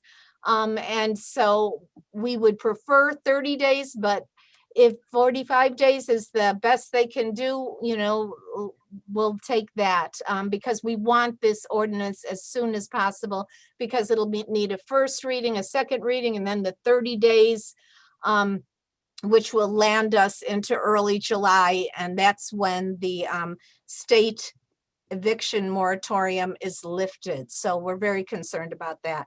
Also, based on this item, we put forward a template, the Oakland ordinance, and suggested utilizing the Oakland ordinance as a template. But after talking with one of the attorneys from the city attorney's office today, she is clarifying that there are some aspects of the Oakland ordinance that do not apply, that would not apply to Richmond because of we are a smaller city, have a smaller city attorney's office staff, and we can't do the enforcement at the level of like an Oakland, like the Oakland ordinance puts into the city of Oakland's hands. So she suggested that we look at other cities' anti-harassment ordinances, and I'm fine with that. And I'm hopeful that my co-partner in sponsoring this ordinance, Melvin Willis, is also fine with them looking at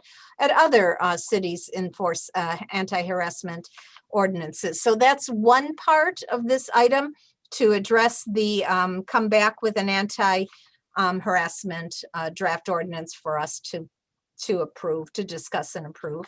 The second part is that we need an amendment to the Richmond relocation ordinance, which is already passed and approved, and it's a fine ordinance. No complaints are coming forward from the makers of this item. However, we understand from the rent board staff that there is a need to clarify certain aspects of the ordinance, and there have been some disputes over, you know, how relocation payments are to be handled, and so what we want to do is to have some amendments to this ordinance so that these disputes are not ongoing and that it's clear as to how these payments will be handled. And also, we want to authorize the rent board to adopt regulations to support this administration of the relocation ordinance. So it's all right there in the in the agenda report. Two ordinance, one is a new ordinance, another is an amended ordinance. Come back with them for us to discuss and approve as soon as possible. As I said, it does not have to be in 30 days if that is not possible, but we would appreciate the diligence of the city attorney's office in getting this to us as soon as possible. Do you have anything to add, Councilmember Willis? Yeah, briefly, I won't add anything to the relocation portion. Councilwoman McLaughlin covered that well. But on the harassment thing, the only thing that I would add is that I have constant conversations with the Richmond Rent Program as well. And they have noted that, yes, they are getting a lot of harassments, and there actually has been an uptick, especially because of COVID-19 and the economic impact that's had on individuals. Furthermore, we know that there are folks that are helping implement SB 91 in terms of trying to reach out to landlords or have a service available to apply for those state debt funds. And it's my understanding, and I'm still going to do some follow up, but it's my understanding that there are folks in our community that are refusing to apply for those funds for alternative means, which puts the tenant in a bad position to gather debt and also doesn't give them a leg to stand on when you have your landlord constantly calling you or property manager saying you haven't paid your rent and, dealing with threatening emails. Even yesterday, I had a conversation with a woman who said that over the weekend, because her EDD was expired and California was having a hard time getting her EDD reactivated, that one of her neighbors actually came to her unit to illegally lock her out on behalf of the landlord after getting threatening emails. So, and there's a lot more that goes into anti-harassment besides just saying pay or quit, like not producing documents upon request or not giving out proper notice or not dealing with maintenance, which if you go to any of the public housing within the city of Richmond, knock on 5 doors, you'll probably talk to 2 to 3 people that can attest to that. So I think this is important, and I will just stress the urgency that Councilwoman McLaughlin had. I preferred this to come back within 30 days, but I also do understand city staff's capacity, but that urgency is there. So with that, I'll conclude my comments from there. Anyone have any questions? I had a couple of questions. One thing I don't understand from everything I read, harassment of tenants is clearly a violation of state law. So I don't understand why we need to pass another law that makes the same thing illegal. And I'm not sure who's going to enforce it. Can you respond to that? When I've talked to the Richmond Rent Program myself, they didn't cite the state law. They just said a lot of these harassment complaints are hard to resolve without an anti-harassment ordinance. Oakland has passed one, and I know LA was looking into one too. So at the end of the day, it's about giving tenants a toolkit. So if these things do get resolved in civil court, there's an ordinance on the books that state like, these are the things under harassment, and this is what the city does in terms of that. So that's well, who would enforce it? I think that's why we want to do this direction to staff to get it cleared up. But honestly, this is something that would get resolved within the courts. It's just like our rent control and just cause for eviction, except on the just cause for eviction piece. Somebody can still move forward on an eviction, but if there's a just cause for eviction provision, it offers protections when tenants are dealing with this in court. And our rent board doesn't enforce just cause for eviction. They only inform what the law actually is, but it doesn't stop an action from happening. That ends up getting resolved in court. Well, I definitely agree with you that we should not tolerate intimidation and harassment of tenants, but I'm also not in favor of the theory that if you've got one law, if one law is good, two laws are twice as good if they're the same law. So, and then about the other one, I'm a little confused about that too, because it sounds to me like we're commingling the authority of the city council and the authority of the rent program and the rent board. The rent program was established by by ballot measure, and it can only be changed by another ballot measure. And I'm not looking for an answer now. I'm just concerned that. Hey, a point of information, Mr. Mayor. Go ahead. Point of information. Point of information. Why are we discussing something that is coming back on the agenda in 2 weeks? Why don't you put it on the agenda? Let's move some to other items. We discuss it when it comes back on the agenda, not now. Well, I'm just wondering why I should support having our overburdened city attorney go out and research redundant ordinances, but why don't we just take a vote on it? Well, we'll need to hear the speakers, but I do want to make one comment, Mr. Mayor. The rent board asked us, they said there is nothing in the rent law, our rent control just cause for eviction law, that allows them to set up those regulations. It does refer to allowing certain regulations to be set up, but on the relocation ordinance, it doesn't. So they said the city council will have to authorize the rent board to adopt regulations. So the rent board will come up with their own. And on the ordinance itself, they also asked for Mr. Mayor. the ordinance. Wait, Councilman. Mr. Mayor. Okay. Point of order. Each council member have the authority to put items on the agenda. You don't have to ask us to put it on the agenda. Just put it on the agenda. Next week we discuss it. Then we're going to have a dozen speakers to speak about it. Well, let me respond to your point of order. The rule is that anybody can put something on the agenda, but unless the city council votes for it, you can't. A single council member cannot request the city attorney's office to do substantial research and write ordinances. So I think we do need city council direction for this. Do we have any public speakers? Yes, we do. Sabrina, can you call the speakers, please? Yes, the speaker is Jackie Zaneri. Jackie, you'll have 2 minutes. You may begin. Good evening to the council. This is Jackie Zaneri. I'm a tenant attorney and I work for ACE. And I'm here to tell you why I think this ordinance is a good idea. Any tenant advocate can tell you what a pervasive problem harassment of tenants can be. It can be a way to circumvent rent control, and it's only increasing during the pandemic. One of the places I practice is in Oakland, where we do have an anti-harassment ordinance.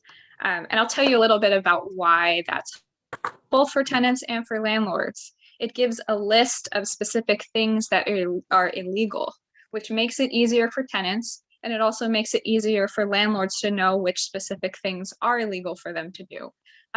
It also makes it easier to enforce for tenants. It can be enforced with private attorneys because the penalties are significantly higher. And again, we're talking about behavior that no one should be doing anyway. It gives tenants more security, for instance, if they can point to the list and say, it is illegal for my landlord to threaten to call ICE on me. It lets landlords know, here is a list of things that you absolutely cannot do. And if you're a landlord, if you're not planning on calling ICE on your tenants, this isn't going to impact you. And it actually will, take care of that behavior from the type of landlords that will do that, so that you're able to compete more fairly and not have to deal with other landlords who may be in the class of people who would do that. So I think this is a really good idea. It's something that other cities are doing. And thank you to those city council members who brought it forward. Thank you. Thank you. And our next speaker is Mark Wasberg. Mark, you'll have 2 minutes. You may begin. You hear me now? Look, Yes. they already have laws on the books that if you get your eviction notice, you go down to court, you pay $200, and you could have a 3-month stay. Because it happened to me. I had to go down to some of these advisory boards there, and they told me what to do, and I paid my money, and I had a 3-month stay. But on the other hand, the bank wants their money. The banks are harassing the landlord. The landlord's getting harassed by the bank. So I don't think it's harassment. They're just saying you owe my money because I got bills to pay myself. But here's the kicker. But see, Tom Butt, he used to be a landlord, right? Didn't you kick some guy out of the house and threw his clothes in the street when he was in the hospital? And then when they came back with the money, they wanted to pay you the back rent and everything, but you refused. So like I say, they have programs already on the books to help people like this. But the problem is some people are taking advantage of it. But the majority of people do need help, and there is laws. So, you know, the city's law does not supersede state and federal law. You can make your own ordinance or whatever, but like I say, it's not really going to mean anything because, like I say, it's already on the books. You know, you go down to get a lawyer, you get some help. They got public offenders. They got others like these other stuff that you can talk to people, and they will help you walk you through the system. So, like I say, you know, we are in a crisis, but the bottom line is people want their money. But, you know, I don't think it's harassment. You don't see people, landlords walking up to open up the door and just throw them out. Well, that's illegal. Just like Will has said, that's just a bunch of baloney. So I yield my time. Thank you. Our next speaker is Gabriel Halen. Gabriel, you'll have 2 minutes. You may begin. Hi, this is Gabriel Holland. I just want to thank council members Gail McLaughlin and Melvin Willis for introducing this. I think it's just like workers, renters sometimes face harassment, and having clarity about what's harassment is actually really not just important for the tenant, but also important for the landlord. And one of the roles that the rent board plays is education. And if a landlord knows, okay, this is harassment, then they're less likely to engage in that behavior. So it actually results in less litigation, not more. And I think, you know, just in terms of the question about whether or not it's, you know, guided by the ballot initiative, where the ballot initiative is silent, just like any ballot initiative, the council can act. And that's what's happening here, is that the ballot initiative was silent. That being said, plenty of cities have anti-harassment ordinances, and they work very well. And I think this is a good idea. Thanks so much. Thank you. And our final speaker is phone number ending with 1383. Please press *6 to unmute yourself. You'll have 2 minutes. Also, please state your first and last name. Hello, can you hear me? Yes, you may begin. Hi, good afternoon. My name is Patricia Aguiar, and I work for a community ACE in Richmond. And I think this is very important to really see it, because the landlords are using different types of harassment to the people. They are scaring them to not be able to request anything, and they are making fear that if they speak for anything that they need to repair or talk or do, they will be punished, you know, and they use different ways and tools and talking ways. So the harassment is to make the people really be afraid that they're going to try to evict them just because they are requesting a repair, or because they cannot pay the complete rent, or they are in a program. So they're using different languages that they scare the people, and I think that is really a harassment. So I do believe that it's very important that in this city you have more protection and more clear protection of what it is, the harassment. That way we can stop these abusive landlords. Thank you. Thank you. And we have one more speaker, phone number ending in 2352, excuse me. Please state your first and last name for the record. You'll have 2 minutes. You may begin. Phone number ending in 2352. Please press *6 to unmute yourself. Okay, so it appears this caller may be having some technical difficulty. Caller ending in 2352. Hello? Yes, you may begin. You'll have 2 minutes. Please state your first and last name for the record. James Daniels. Thank I'm a member of 8 since 2018. My concern is the landlords will find any kind of way they can if they want to get rid of you to try to get rid of you. So therefore, we need some protection for the renters to be able to fight these decisions that the landlords make. There was one landlord in San Francisco that raised the rent so high that people just moved out. And he learned his lesson. He lowered his rent so people come back and pay his rent because he had to pay his mortgage. I'm not saying that's what's going to happen over here, but we need some kind of protection now to help us get through this pandemic that we're going through right now. This is a serious condition. We don't know when it's going to be over, and people need to stay in their homes. They will get back to work sooner or later and be able to pay this rent. I'm not saying they're going to stay in there for 2 or 3 years. It won't be long before they have their jobs back. So they need these homes because there's too many people on the streets right now. Thank you. Thank you. And that was our final caller. Somebody have a motion on this, please? I move the item with the understanding that staff will come back with these ordinances as soon as possible, 45 days, 30 days. 30 days would be preferable, but as soon as possible, no more than, I would say no more than 45 days. If that works for the city attorney's office, do you think you could turn this around in 45 days? Let me ask that question. We will do our best. We will do our best. Okay, and also to utilize other cities as templates. Perhaps that Oakland can inform in some way, but doesn't have to be exclusive. I'll second. Okay, motion by McLaughlin, second by Willis. Call roll, please. Councilmember Bates. Councilmember Bates. Councilmember Jimenez. Yes. Vice Mayor Johnson. Yep. Councilmember Martinez. Yes. Councilmember McLaughlin. Yes. Councilmember Willis. Yes. Mayor Butt. No. And I'm going to go back to Councilmember Bates. He's absent. The motion passes with Councilmember Bates absent and Mayor Butt voting no.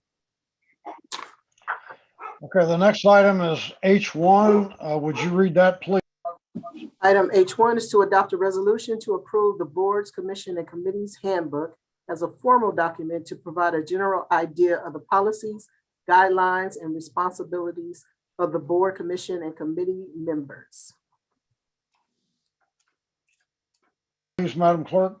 So it looks like my office put this on the agenda, and this handbook has actually been, most of the work on it has been done by the city clerk's office and others over the last couple of years at least. And it was essentially done, and I just wanted to get it adopted because for the last several months, the city clerk and others have been citing it for various things related to boards and committees, but it's never been adopted by the city council. So I'm recommending that we adopt it. Are there any questions? Councilmember Jimenez. Yeah, I would like to, I agree that we should adapt things like that. But I would like to make a motion on the handbook, and especially in the membership and the resident requirement, because I just feel like people have been displaced from the city, leaders who has been doing a lot of good work.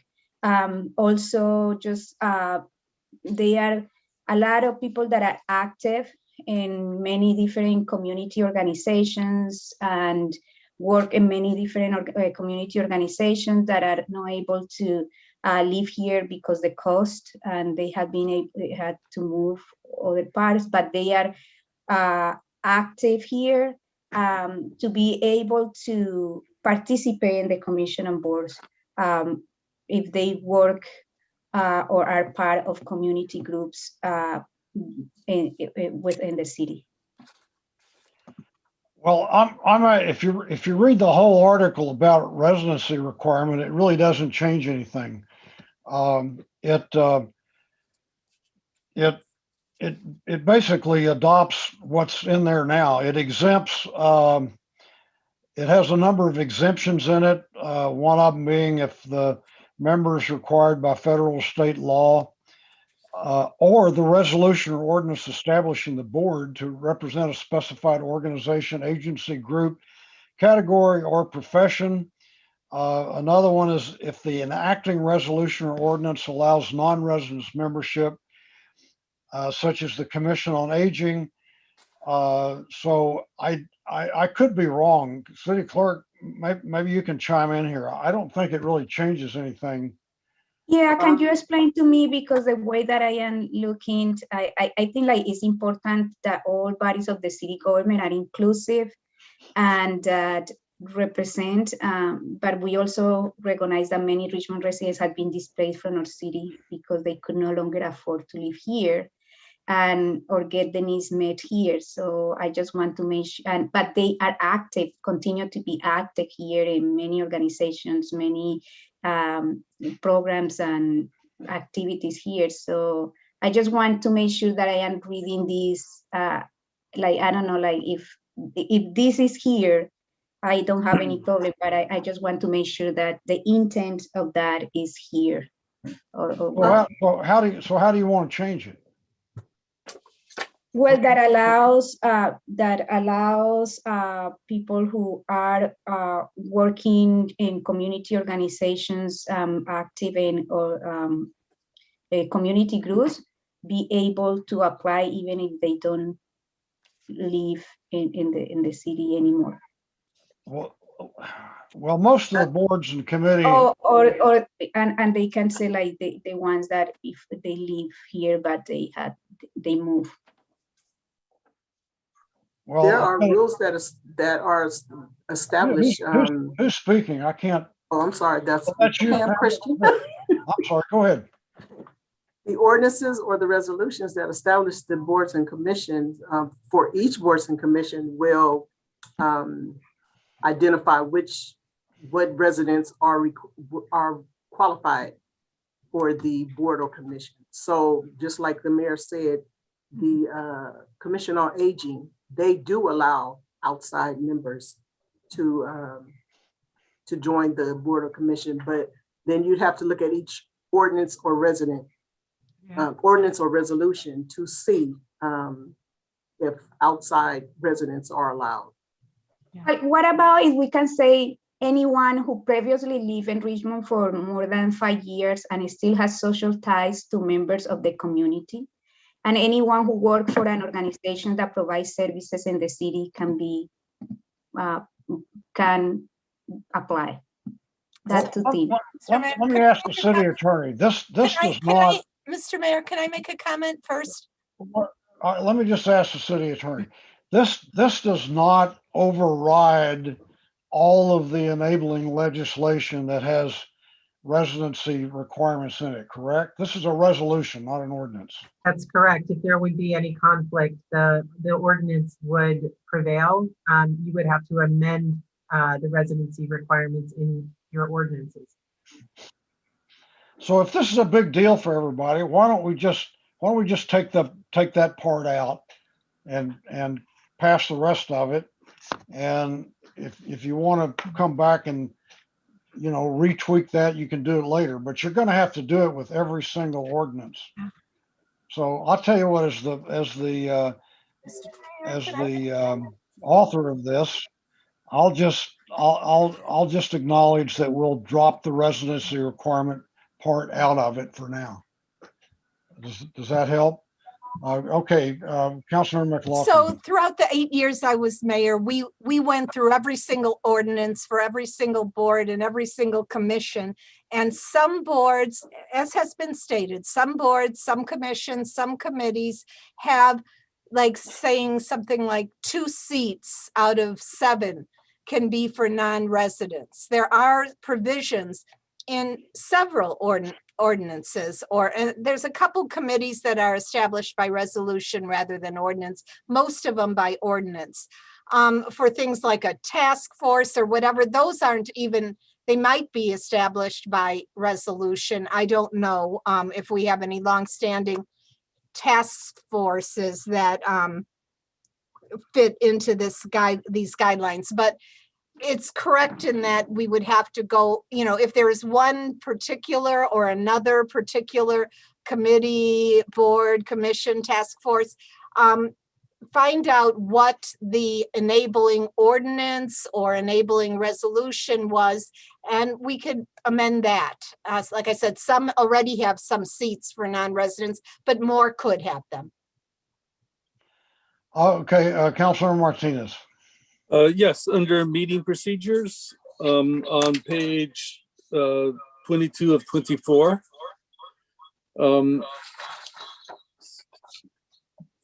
During the meeting, the first, second, third, fifth bullet, it says stop any clapping and shouting. I would like to take out any clapping. Wait, what? I'm not following you. Where are you again? I'm on page 22 of 24 under the meeting procedures. It's managing difficult meetings, and it's you want to delete clapping. Yes, now any clapping. Okay. Are there any other questions or suggestions? Well, there's one other deletion. Okay, all right. I would like to take out the entire bullet of make sure members of the advisory board address as colleagues and not the audience.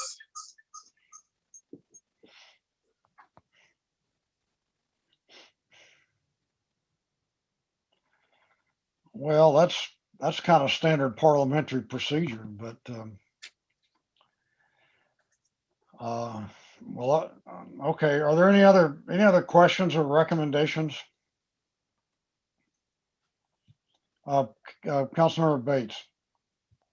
There's one provision, as I recall, where if a appointee is not appointed, they serve indefinite. I think it's important that this council establish a period of time, like 90 days or whatever, and the position become vacant, and it's incumbent upon the mayor to provide an appointment that is approved by the council. I don't think it's appropriate if a person do not get the necessary votes for reappointment within a period of time that they serve indefinite. Well, we already have another resolution the council passed some time ago, providing that if a board member is not replaced, then he or she can serve indefinitely. So you'd have to go back and change that. That's not really addressed in well. Yep, Councilor McLaughlin. I think it's well, isn't this the handbook? Isn't this the handbook that we're referring to? It's a different resolution. Go ahead, Councilor McLaughlin. I'll look it up and tell you what it is. My recollection is that there is a resolution that says that even after you term out, commissioners can stay on if there has not been an appointment made for an addition up to 90 days. However, I believe it was the Planning Commission and maybe one other commission that the resolution allowed an indefinite time. And I don't recall why it was that way. You're right. Resolution 4-09, which would be from 2009, allowed 90 days. And resolution 20-14, which is from 2014, which was passed in your term, allowed commissioners to serve indefinitely until they were replaced. All commissioners, or was it referring to All just? commissioners. I'll read it to you. Now, therefore, it be resolved, the City Council of the City of Richmond hereby authorizes board members and commissioners that have reached their term limits to continue serving on their respective boards and commissions until a replacement appointment has been approved. Yeah, so there must have been a reason why we were having not enough. Yeah, it was because in your last year of term, you didn't want any of your people replaced. I don't think that was it. I don't think that was it. I think there was some real reason, like quorums weren't being met. That was it. What's good for the goose is good for the gander. Yeah, well, I would agree with that's a good policy to carry on the people I appointed into your term, Mayor Budd. But I don't see you having done that. Okay. Any other questions of Councilor Martinez? Yeah, I thought when Claudia brought up her issue of residency, we agreed to take out all language pertaining to. I've agreed to do that. The things you brought up, I don't have any problem with it. I just want to get this done. Okay, well, yeah, I just wanted to make sure we had the understanding that everything that had to do with. Are there any public speakers?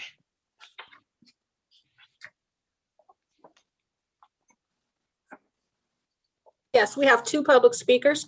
Okay, let's invite them up, please. Okay, the 2 speakers are Don Gosney and Mark Wasberg. Don, you'll have 2 minutes. You may begin. Thank you very much. Over the decades, various city councils have passed whatever they have to, motions, resolutions, to create the different rules for these different committees and boards and such. And so what the clerk has done is just gathered these all together and put them into one handbook, an 80-page handbook. And I appreciate the fact that they're all in there. But what bothers me is that we've had elected officials, we've had city officials, we've had members of these different committees to say, because the booklet has not been approved, we don't have to follow these rules. We can just ignore them and do whatever we want. And it doesn't mean that they weren't passed, in 2014, 2009, just like you said. And removing that residency requirement from the handbook does not negate the fact that it was passed by a council and put into effect, that we have a residency requirement. It's just not going to be in the booklet. Does that mean that the council or the board or the city or the committee members can just continue to ignore it? Personally, I don't like the idea that we're inviting other people into our city to tell us what to do, to pass judgment on what we do.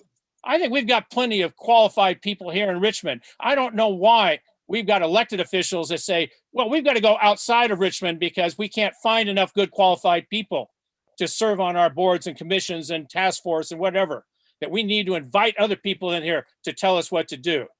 That is insulting to the rest of us out here, the ones that are not sitting up there on the dais with you.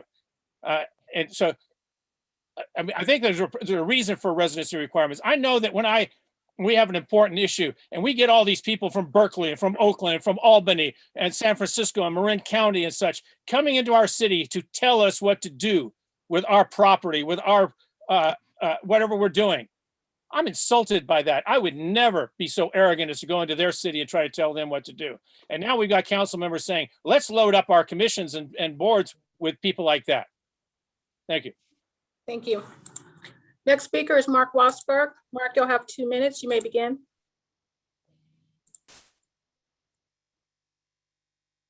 Mark, please unmute yourself. Okay, hear me now? Yes. mean, this is dumb.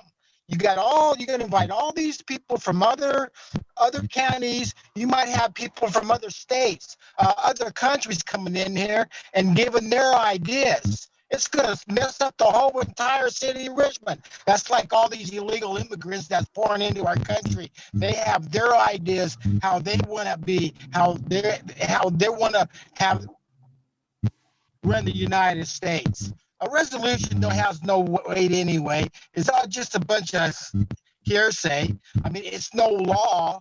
And we all know what McLaughlin did when she was mayor. All she had a bunch of criminals and illegal immigrants on her committee, all these illegal immigrants on ACE and all these other committees she had on there. You know, if you live in Richmond, you have the right to be on the count on whatever you want to be on, right? But if you have people coming from all these other places, they're going to bring in their own ideas, and all you're going to be arguing back and forth, back and forth, back and forth. I mean, this is real dumb, you ask me. I mean, this Claudia, I don't know what she's doing. She might be taking some type of illegal drugs or something, you know. But this is so dumb. I mean, I'm sure some of you people got some education about this stuff. You know, you ever heard about influence? You get the wrong influence these people are going to do, especially nowadays where you're going to have the BLM and all these terrorists and communists are going to come on in the Richmond and try to change the whole entire city. So I yield my time. Thank you. Next speaker is Naomi Williams. Naomi, you'll have 2 minutes. You may begin. I don't need. You hear me? Yes. Okay, I don't need anybody in another city coming over to Richmond to tell us how to do our business. And all I got to say is amen to Don. I agree with him 120%. This is unfair to us that lives in Richmond. We pay taxes here. They just work here or they live in another city and they want to change Richmond. I don't mind the city councils choosing people for committees, but they should choose all the people that we have right here in Richmond. We're big enough to choose at least 500 people each.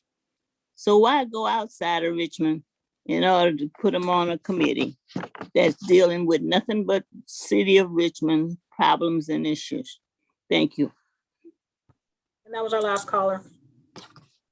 Okay, I'm going to move this with 3 changes. One of them is deleting the whole bullet point that deals with residents.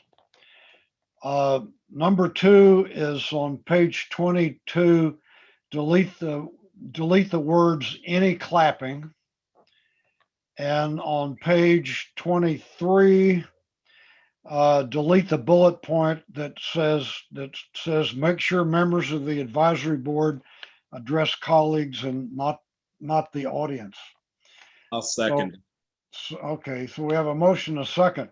Now, having said all that, I've been here a long time, and I can't help but note how some of these things came about. You know, at one point, the design review board said everybody had to be a Richmond resident. And there was one council member, he may be here with us now, who said, I want Ted Smith on the design review board. So they created what they called the Ted Smith exception, that one member could be a non-Richmond resident. Turned out Ted Smith was probably the best design review board member we ever had. Do you remember that, Councilmember Bates? I think that was you. Nope, wasn't me, but he was a good Okay. person. You know, but he had a business in Richmond. All right.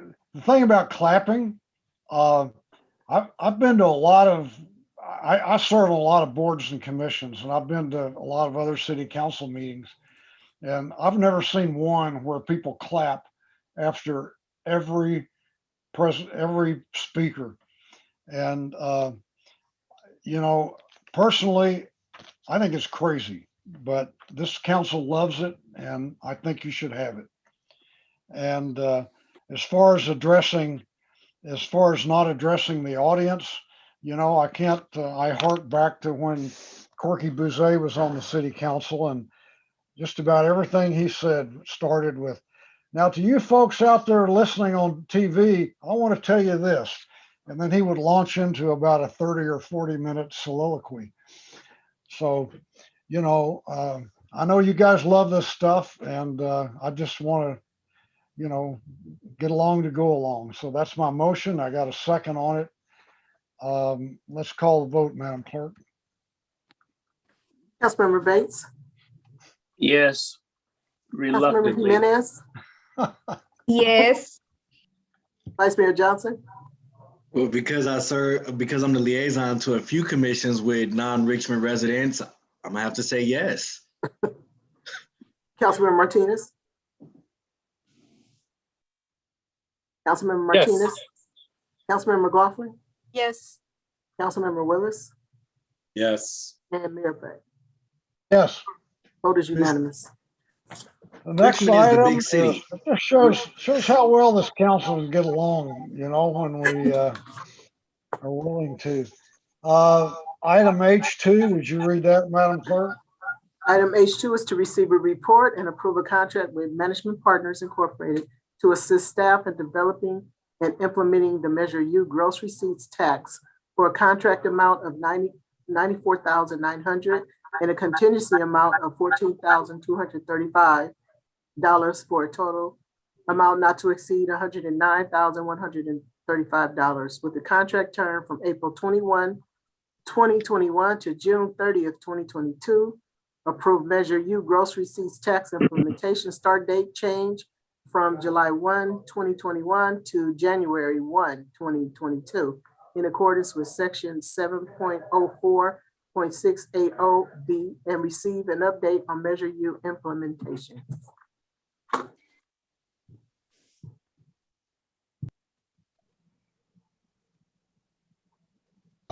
This is Antonio Banuelos. Good evening, Mayor Butt, council members.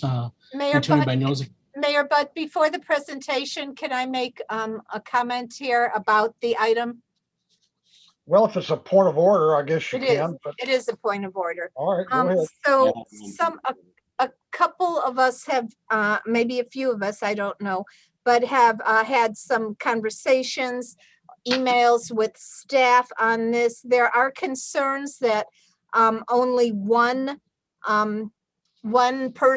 firm responded to the RFP, and there is a desire among some of us, and I know we'll need a vote, but we would like to remove the contract with Management Partners so that we could recirculate the RFP to get more respondents, because staff has clarified that Management Partners were the only respondent, and we think that it needs to be addressed in terms of being a much more fair process.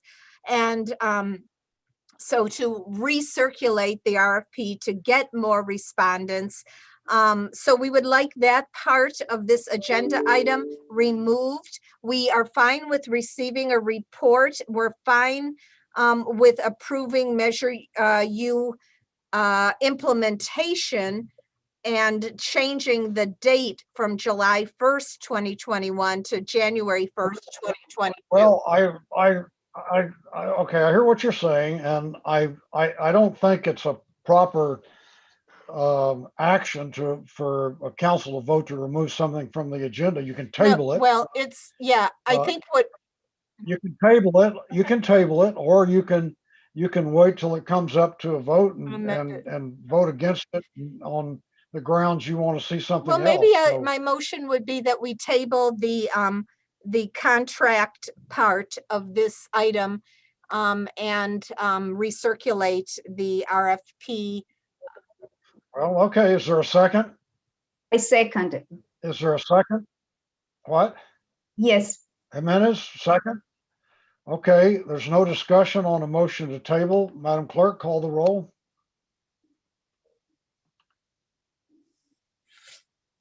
Councilmember Bates, No. Councilmember Jimenez, Yes. Vice Mayor Johnson, Abstain. Councilmember Martinez, Yes. Councilmember McLaughlin, Yes. Councilmember Willis, Yes. and Mayor Butt. No. The motion passes with Council Members Bates and Mayor Butt voting no, and Vice Mayor Johnson abstaining. Okay, we'll move on to item H4. No, I think, We have a staff. Mayor Butt, the Yes. motion was just to table the approval of the contract portion of that item. We still would like to receive a report and approve and vote on approving the implementation date to a further date on January 1st, 2022, and receive an update on that. Anything except the contract is what. Okay, I guess we can do that. Okay, thanks. Councilmember Willis?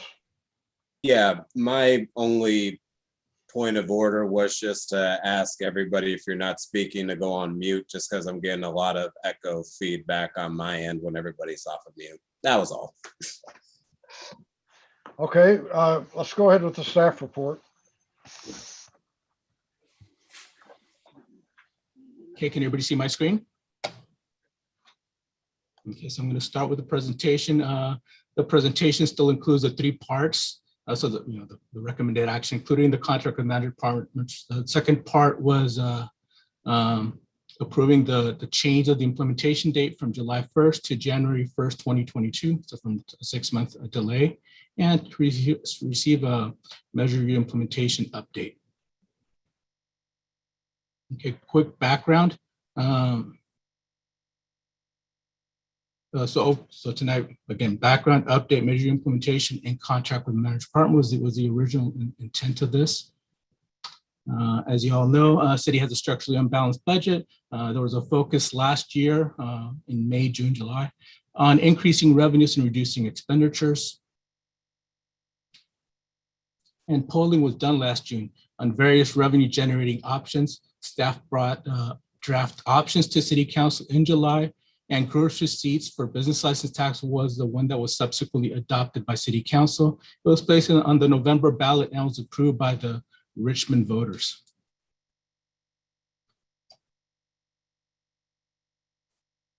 Okay, so staff has been meeting with the Business Coalition, including Council of Industries and Chamber of Commerce. Feedback received from those groups and other stakeholders is being reviewed by staff, including City Attorney's Office, and they will help us in developing certain policies and clarifying definitions and reviewing different scenarios with different rates. Staff have been reviewing what other cities are doing with gross receipts. We're looking at their setup, we're looking at their policies and procedures and seeing what works for certain cities. We are using this information to develop our policies, to develop a frequently asked questions sections. And in essence, we're reviewing all policies and procedures to fix what can be fixed, to improve what can be improved, and see what's working currently. Based on that, we released an RFP for technical assistance with the implementation of Measure U. So this is a very complex ordinance, and it's very unique. That uniqueness adds to the complexity. We're the first city in California implementing a gross receipts ordinance with tiers. So that's a little bit something different from everybody else. So technical expertise is needed to review our current procedures, to develop internal and external process, to create policies that are clear to everyone involved, including staff and the taxpayers. And more time is needed to do this right from the start. Additionally, database management is also crucial, especially for outreach. For the fee calculation, we need to make sure our database is clean, and that takes time. Because of all these staff, proceeded with the request for proposal to assist with the implementation proposal and the implementation date change.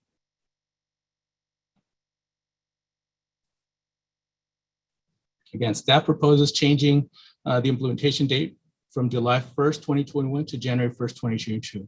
This change will allow the city more time to do more outreach to all the stakeholders, to develop and set up policies, to clarify certain definitions, make sure they're very clear, to look at software and staffing needs, to scrub our database. This is an opportunity to review all procedures and processes around business licenses. In brief, this change will help the city get the implementation done right Even with this date change, revenue will still be received in fiscal year 21-22. The majority of businesses currently have an expiration date of December 31st. The majority of the revenue is received in the third quarter of the fiscal year, so January and March of next year for fiscal year 21-22. That part will not change. Also, the estimated revenue is a conservative estimate based on available data that we had at the point when we made projections. So we were proposing a contract with management partners. To do this effectively, staff is proposing that contract. A request for a proposal was published and posted in March. With this process, over 700 ventures were notified. Of those, only 13 downloaded the proposal, and they did more research and review of our requirements. Only management partners submitted a proposal to the city. The review team evaluated the proposal and determined that it met all the requirements and concluded that it felt very comfortable proceeding with this proposal and contract. So the scope of services is 8 main tasks. The start of the project, to meet with the project representatives and to discuss the desired outcome of the project, which is optimal implementation measure, also to set up schedules, and basically to prepare the path for a successful implementation. Second task was the outreach, to conduct interviews, surveys, and meet with focus groups to gather information from city staff and all stakeholders. Staff will work with management partners to determine who to reach out to. This dialogue with all will allow employees and stakeholders to share perspective about implementation.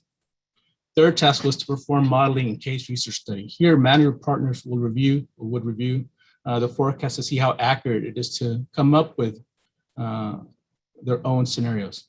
They will identify and develop case studies of other similar cities that use gross receipts methodology to calculate their business license tax.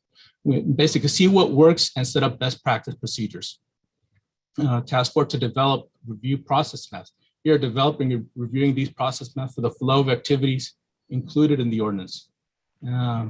Antonio, Task 5. may I interrupt for just a second? Sure. So they've asked to table this part, so I think we can skip the slide and move on. Sure, thank you.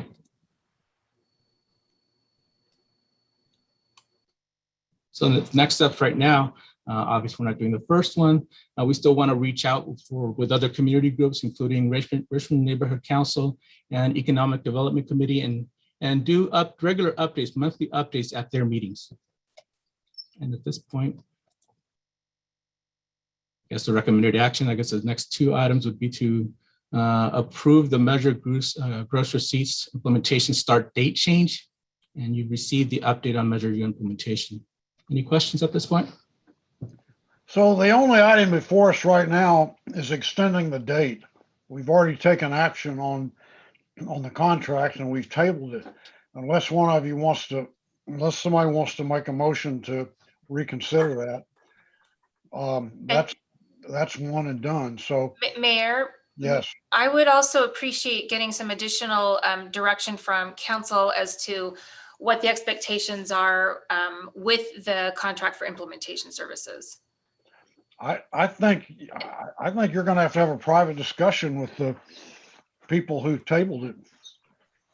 So you would like me to take direction from just one council member? I think the city attorney is saying that we can get direction from council tonight. Well, the motion came up, it was tabled, and so it's not up for discussion anymore. It's done. It's one and done. So I think we ought to act on the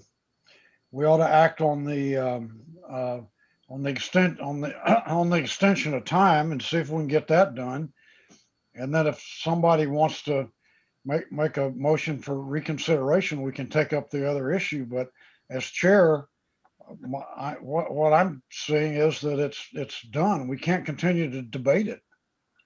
Mr. Mayor, if there was a motion to reconsider talking about the item just long enough to get the direction that the city manager needs, that would be a path forward. Of course, it does require a motion, and it would need to be brought forward by one of the individuals that voted in favor of tabling the item. Well, why don't we do this? Why don't we vote on the part that everybody agrees we need to vote on. That's the extension. Let's get that out of the way. And then I'll entertain a motion for reconsideration after that. We have 3 speakers. Okay, We wanna take the call the speakers. Speakers are Gabriel Holland, phone number ending in 9184, Lisa Cody, and phone number ending in 7585. Gabriel, you'll have 2 minutes. You may begin. Yeah, I just want to thank council members for tabling this contract.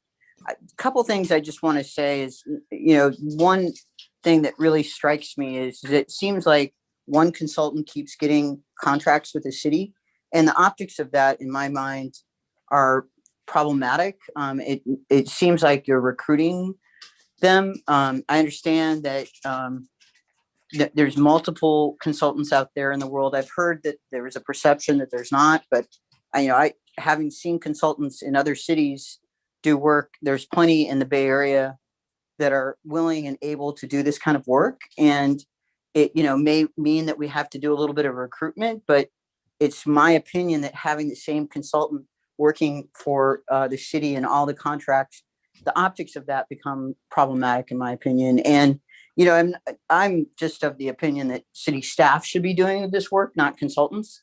But if needed, there should be an open and fair process that doesn't appear to be geared towards one consultant. One that, from our perspective, is very, austerity minded, has not been very open and collaborative with labor thus far, and hasn't shown a willingness to sit down with labor. So, and with all due respect, 73% of the voters passed this with the support of organizations in the community and labor. And, we've yet to, get a phone call about it. Thank you. Thank you.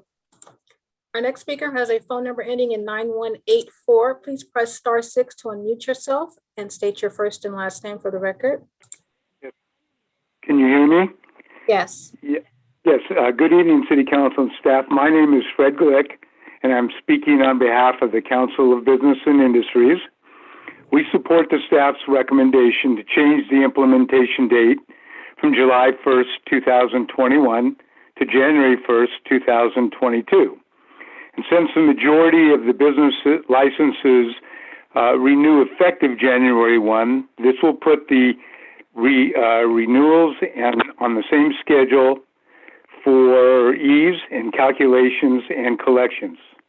This will also allow the consultant time to review material, meet with business organizations like the Council of Industries, Chamber, 23rd Street Merchants in Richmond, Main Street, to review the questions already submitted to staff, develop policies, etc. Of most importance is to review the financial impact the progressive rates will have on current businesses to ensure that they are equitable for the city's businesses while still providing the increased city revenue. The COI would like to continue to support the process by assisting with outreach to businesses in the community and encouraging them to participate.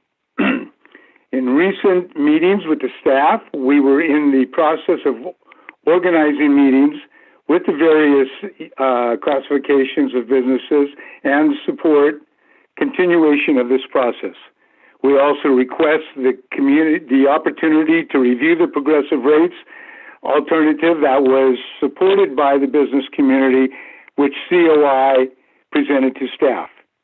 Thank you very much for your time, and we look forward to continuing to work with Richmond City staff and Management Partners, Inc., or whoever, as of this evening, the city chooses, on creating an equitable business Your tax time has program. expired. Thank you.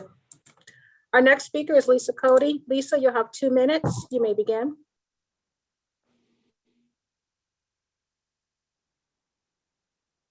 Lisa, please unmute yourself. Sorry, my name is Lisa Cody. I'm a researcher with SEIU 1021.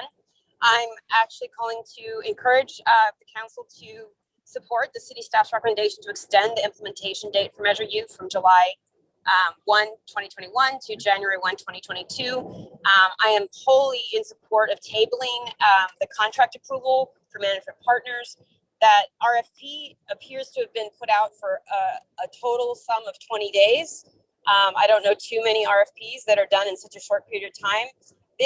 The implementation of this gross receipts tax measure is so important to leave it to the consideration of one bidder with a company that probably had an inside track, to be honest, with what was required on the RFP, given their close relationship already to the city of Richmond. It really reeks of favoritism, and I wholly support the fact that this should be sent out to bid again. And the extension of time for the implementation of this measure is more than adequate to allow an RFP process, especially one that's longer than 20 days. And therefore, I really support the members and city council and thank those members who voted to table this ordinance, and send that measure back, the RFP back out. Thank you, Lisa. Thank you. Our next speaker is a caller ending with phone number 7585. Please press *6 to unmute yourself, and please state your first and last name for the record. You have 2 minutes. You may begin.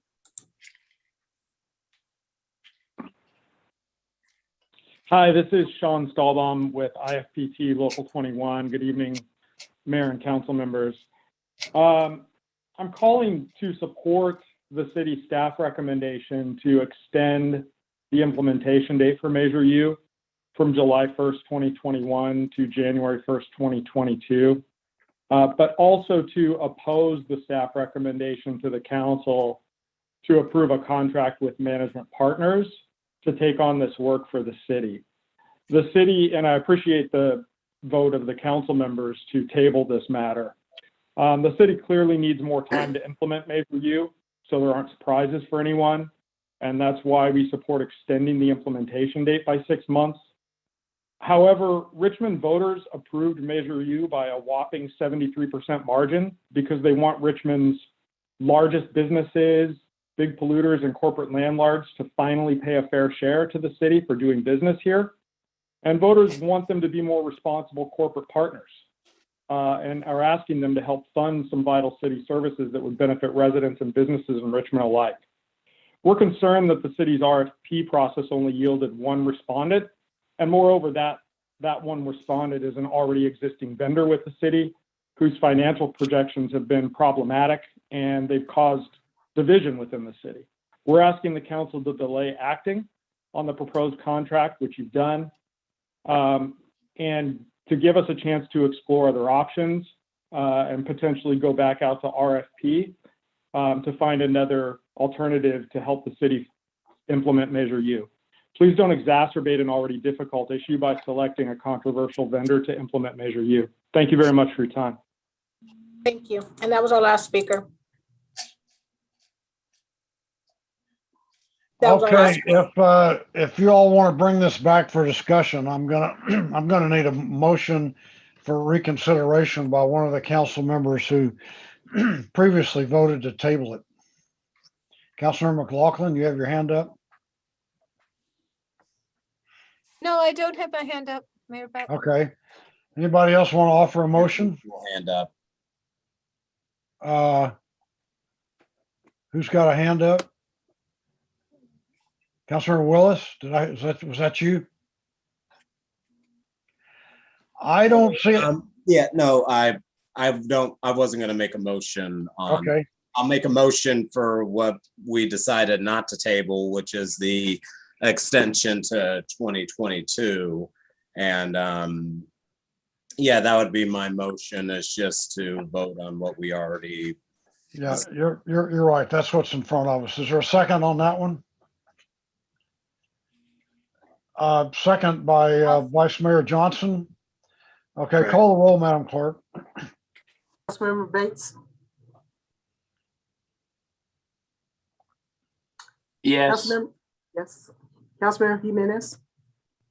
What are we voting on?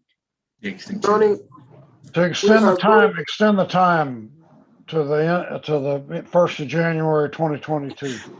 Okay, sorry, it was just like, Delphine was like, blah, blah, blah. No, it was a lot of Yes, discussion. That was Vice Mayor yes, Johnson, yes, yes. okay. Elvin was like, Yay. blah, blah, blah. Councilmember Martinez, Yes. Councilmember McLaughlin, Yes. Councilmember Willis, Yes. and Mayor Butt. Yes. Vote is unanimous. Now I got it out of order before, but now is there a motion to reconsider the motion to table? I don't see one, so it stands. We'll move to the next item, item H4. Item H4 is to receive a presentation and update regarding the third quarter fiscal year 2020 through 2021 economic development accomplishments and revenue enhancement and cost recovery statuses. Good evening, Mayor Butt and members of the City Council. This is Shasta Curl, Economic Development Deputy City Manager. This evening, I will present the third quarter update. If KCRT could kindly put up the PowerPoint, that would be great. The City Manager's Office Economic Development Division is working to promote a competitive, sustainable, and equitable economy for all. City staff members are focused on supporting our economy through both the COVID pandemic and long-term to maintain the city's of Richmond's vibrancy and diversity. The PowerPoint for tonight's presentation is posted already on the City Manager's Economic Development webpage.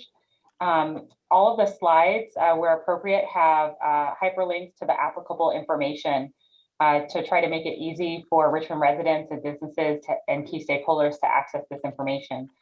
I am aware that you're going to go back into closed session this evening, so I'm going to move through the presentation quickly.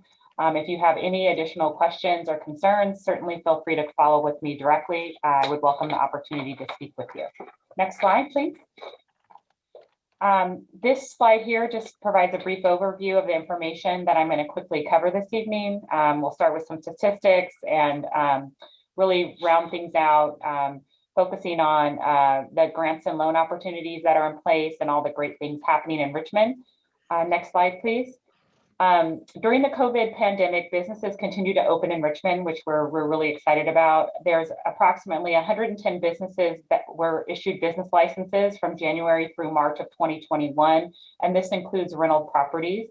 As of February 2021, the official unemployment rate was down to 8.9%, and the total number of unemployed persons in Richmond was 4,600. And again, this is the unofficial rate. This does not include those individuals that are structurally unemployed. Next slide, please. Next slide, please.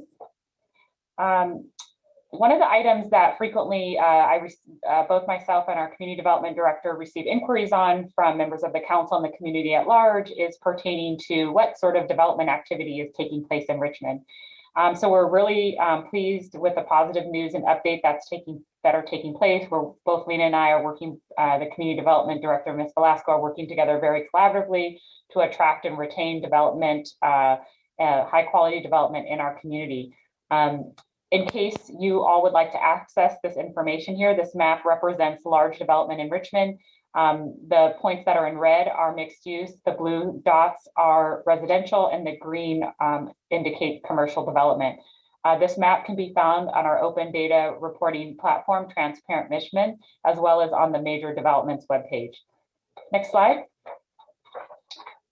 Recent developments that have been completed include the Waterline development by Shea Homes. It's currently completed. And if you walk around along the Bay Trail, you can see this development completed in Brickyard Landing. Next slide.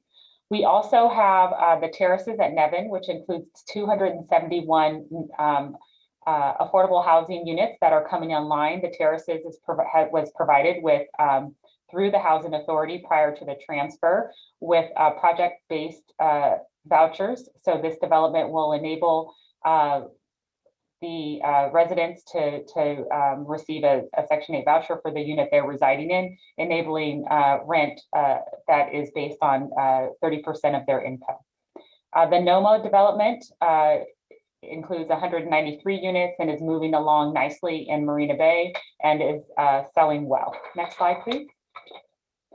One of the bright spots for Richmond through the pandemic and previous to it has been the increase in commercial development, which has provided significant increases in our property tax bases as well as pre-tours.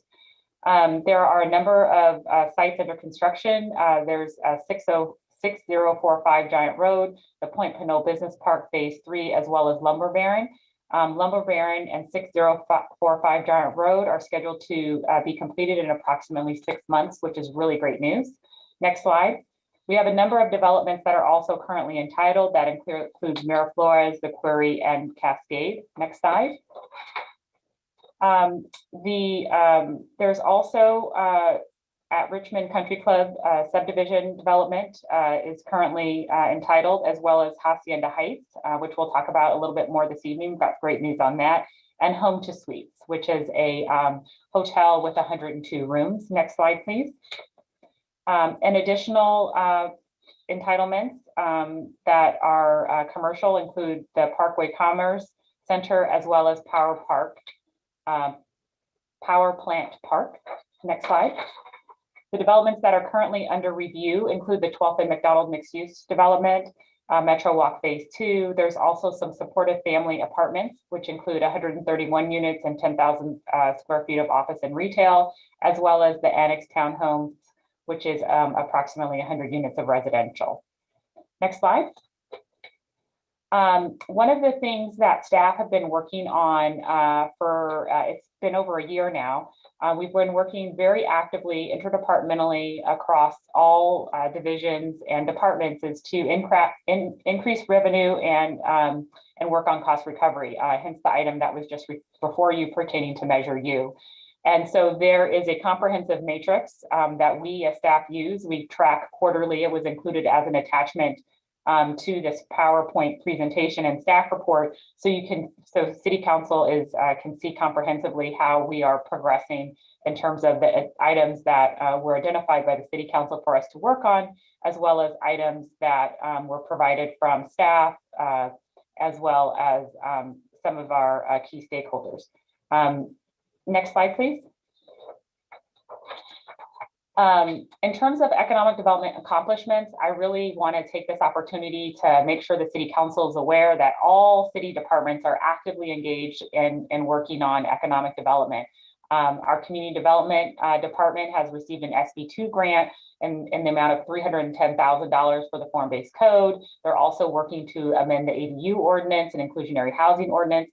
Our Employment and Training Department continues to do amazing work, and recently had their 17th graduating class. They're making sure that folks graduate with certificates in first aid and CPR, as well as hazmat certifications. Also, our LEAP program aided 14 individuals with earning their GED. And so this is really an important opportunity to really highlight how all of the work that we do across the city really supports comprehensive economic development for all residents in Richmond. And we really thank and appreciate the city staff's commitment and honoring the direction that the City Council has provided to create an inclusive economy. Next slide.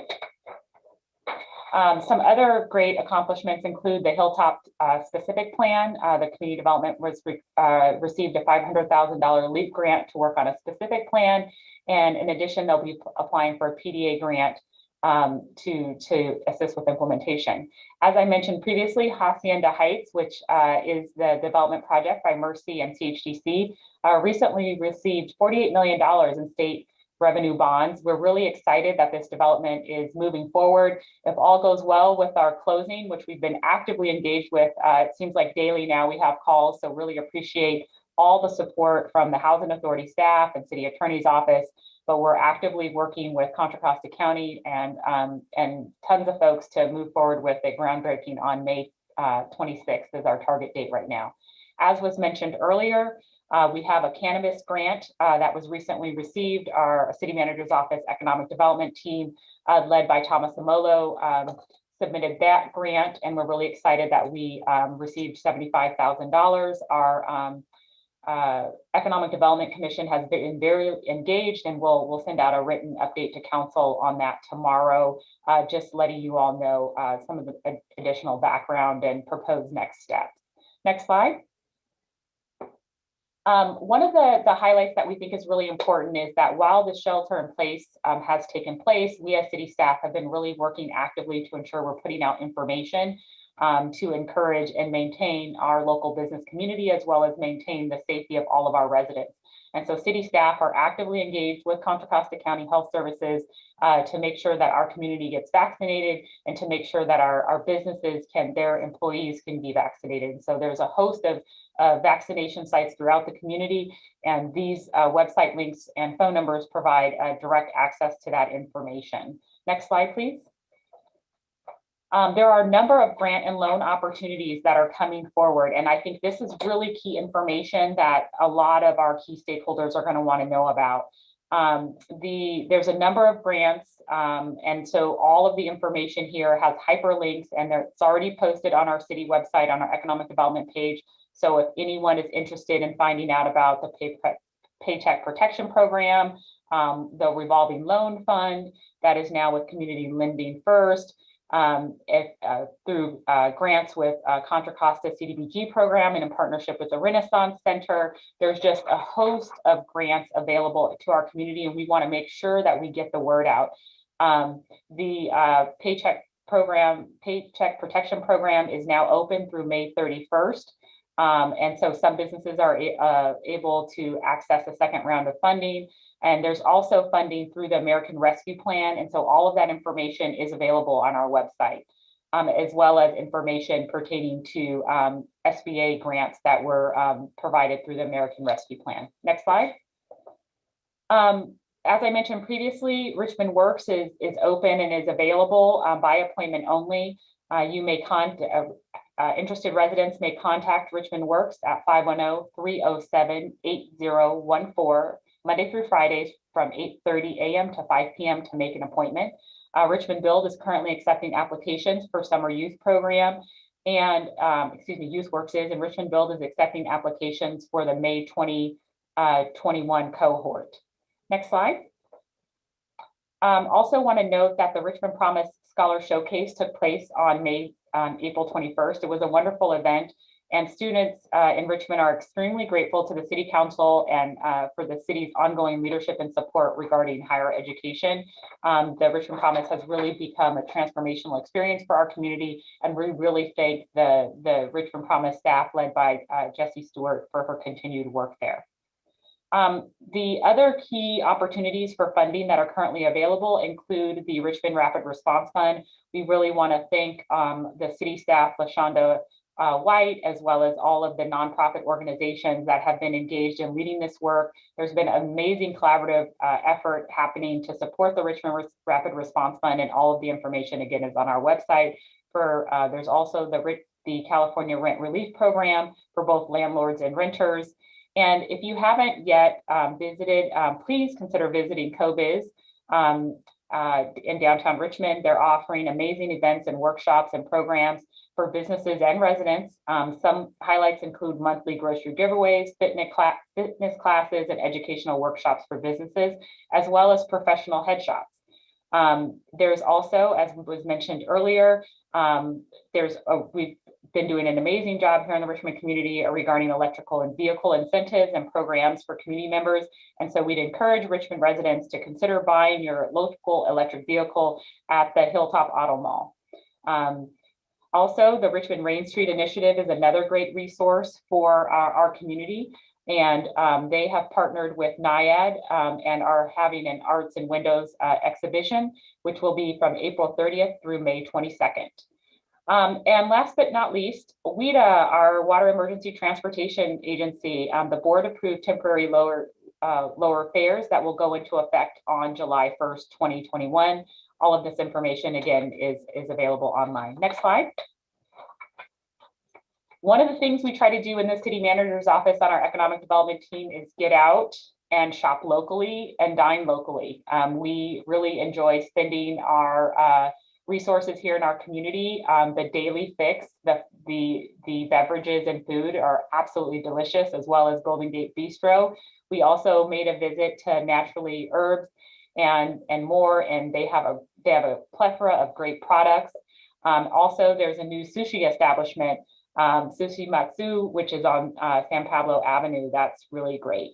And for those of you looking for something to do while you're home during this continued stay-at-home period or modified stay-at-home period, you can certainly visit the Richmond Art Center online. They have a lot of really amazing classes that we would encourage our local Richmond residents and stakeholders to make avail to themselves.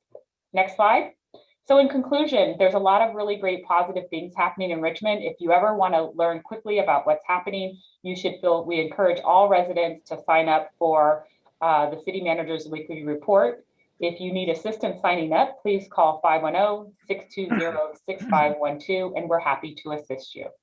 Thank you so much, and please let me know if you have any questions. Questions from council members. Vice Mayor Johnson, you have your hand up. Unmute, please. I'm still okay. Yeah, I'm unmuted now. Thank you. Thank you so much for that presentation. It was beautiful. And might I add to that list of eateries, the New Life Cafe and Market Square Mall. They have some great vegan and vegetarian options, but I myself get the hot link sandwich. I had two questions in regards to developments. One of them you didn't mention. I'm wondering about Nystrom Village. What's going on with the redevelopment of Nystrom Village? And the reason why I bring that up is because I've been receiving a lot of constituent calls, and I'll actually be sending an invite to your office because I was invited by some residents to tour Nystrom Village and look at some of the repairs and some of the complaints that they have. So I'm really wondering what's going on with the redevelopment of Nystrom Village. Thank you so much. And so first I want to thank Councilmember Johnson. He's been actively engaged in our Economic Development Commission. And so prior to bringing this information to City Council, we are trying to make sure that we get it to the commission as the recommending body to the council. And so we really appreciate all of their active engagement. It's been really helpful. So in terms of Nystrom Village, we are actively in negotiations, and so we anticipate that we're working with the city attorney's office.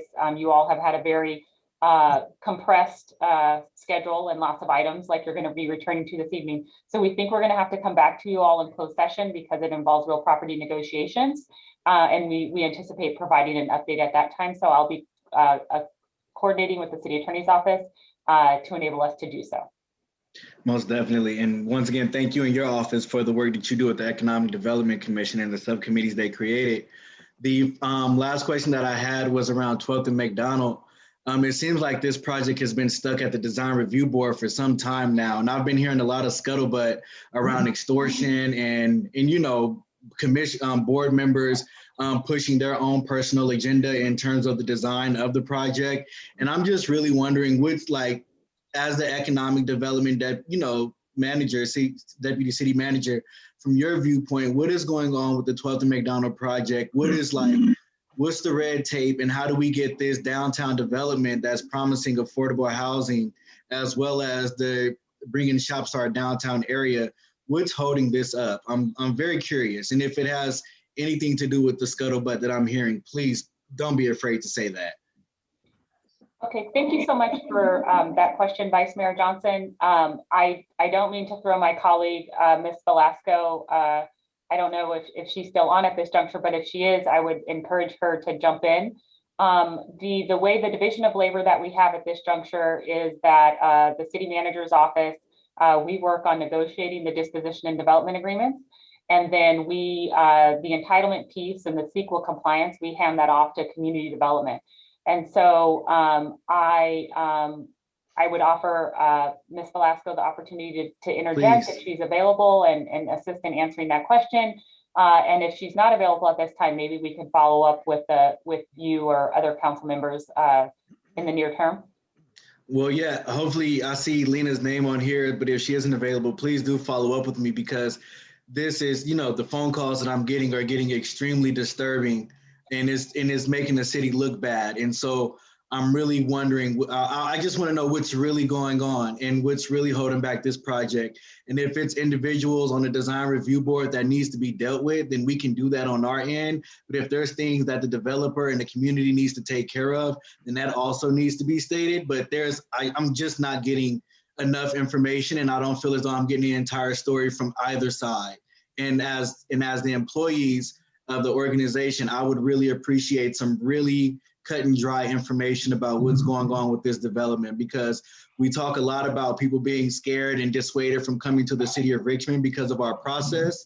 And we already have a DRB, a planning commission, and RNCC neighborhood councils to contend with. And I'm not saying anything against those, but I'm just saying, like, what's the problem? Somebody please tell me. Sure, Vice Mayor Johnson, I can address it.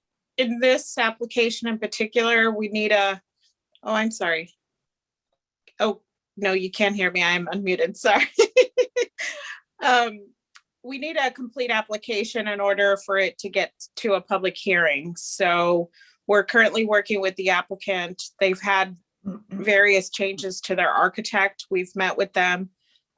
So we believe that they understand what needs to be submitted, and we're hopeful that they'll get that submitted soon and be able to process it through design review. And can you shed any light on these changes being at the behest of the whims of board members? Or are these changes requirements that are actually written by the city of Richmond for design review? So the changes in his architect, or do you mean in terms of the project? In terms of the project. So there has been some feedback in terms of the standards. There's also been a change in our zoning since this project was originally conceived under the DDA. So I think there's some issues of needing to contend with a change in ordinances as well. But like I said, I think, we met with their architect and they understand, and we've talked to their architect, and they're currently working on getting a complete application so we can take it forward for hearing. Okay, because Director Velasco, my primary concern is that the feedback that's being given, I'm praying that it's based on organizational standards and not, once again, the whim of individual board members and what they would like to see in our downtown area. No one person has that right. Yes, it's standard based, and I think some of the information that we need right now is just to even determine minimum compliance with our zoning. And so, I think we're close. We're getting there. I appreciate that, Director Velasco. Vice Mayor, if you would give me a call, I'll be glad to brief you. I spent about 2 hours in a session with everybody involved in that project, trying to sort out some of the issues. And as Lena said, I think we made a lot of progress. But if you'd like my perception on where we are, give me a call. I'll tell you what I know. Yeah, I'm actually really interested in hearing your take on things because your name has come up several times in conversation. So I will be giving you a call soon. Okay, thank you. Councilor McLaughlin. Yeah, I just want to thank Shasa for that report. I also want to thank Shasa and also Jim Nantel for engaging with me and a resident who has a wonderful idea, in my view, for how to promote our local businesses. And I understand that she went before the Economic Development Commission recently and shared her ideas, and it was very receptive according to her. So I think hearing about some of the new eateries was exciting, and promoting them is equally important so people know, when they Google something and things show up. And I think that was this proposal that this resident had to help promote our local businesses through website and technical work, and put our residents to work that way too, to train people from our employment and training department, to give them a chance to work on website optimization and such like that. So thank you, Shasa, for your role in all that. You're welcome. Councilmember Jimenez. Yeah, I just want to thank Vice Mayor Johnson to bring the McDonald and 12th. I think like this is the kind of project that we want to support. Is downtown, is affordable housing. So we want to make sure that, as you say, we get to the bottom of why is that is not happening. It had been there for like 4 years trying to make the pass the review from the design board, and it's just disturbing to hear a lot of the things that I also hearing. So I hope that we can get that resolved and engage more of that development in the city of Richmond. And thank you, Shasa, for the great presentation. I think like I see a lot of development in the pipeline, and I have a question. It's like they are like, do you have kind of like some calendar schedule about when these projects, especially the ones that are like at the end, like the one like McDonald's and others, going to be kind of like starting the process of what is the process and what is the calendar for that process? Thank you. That's a really good question. What we're finding is that our commercial development seems to be moving forward very expeditiously, as well as our 100% affordable housing. So Hacienda and Nevin are both moving forward very quickly, and we hope to be coming to you soon, with an update and getting some direction on Nystrom. We're having more challenges with the market rate and mixed income moving forward more expeditiously because the financing is different. And so our previous colleague, Janet Johnson, used to, when I first started with the city, and she was always very much engaged. And so sometimes we still continue to have a lot of challenges with traditional financing for those developments that are market rate. And so we're seeing some development on the shoreline with Waterline and Noma. I think City Ventures also has a development project that they're moving forward with entitlements. And so those tend to be looking good, but we can certainly work with the community development department and try to put together a more comprehensive calendar and potentially make sure that that's part of this quarterly report, so we have the key dates. So we're happy to do that. Okay, any other questions? I see your hand up, Councilor McLaughlin. Did you want to speak again? Sorry about that. I left my hand. Okay. Are there any public speakers, Madam Clerk? Yes. Sabrina, can you please call? We have one speaker, Mark Wasberg. You have 2 minutes. You may begin. You hear me now? Yes. What you're doing is good. It's a good thing, but it ain't gonna work. You can't build nothing down there in downtown Richmond, especially in Central. You just had a homicide down there on 4th and McDonald. Then you had another homicide cross street from City Hall. It's dangerous down in Central. There's too many street people there. There's too many criminals. There's drugs, and it's been like that for over 20 years. You can't even buy a decent sandwich down in Central Richmond. You can't do it because people don't want to go down there because they know how deadly it is. I mean, you can build on the outskirts, yeah, that's no problem. But I know I've been down there for 6 years. I've seen it. The Iron Triangle is the most violent place in California. We all know that. We all know what was going on years ago. I mean, you're going to have to tear that whole block down, all the way down to the end and all the way up to the top of McDonald if you want to change something there. But you still got the homeless people there. You still got the drugs. You still got the criminals. You still got everybody talking how dangerous Richmond is. And it's the only way you're going to change it is to go ahead and get rid of these people. They tried remodeling Nevis Park. It didn't do no good. But you still had people go to the park and still be criminals. okay? Use common sense. Read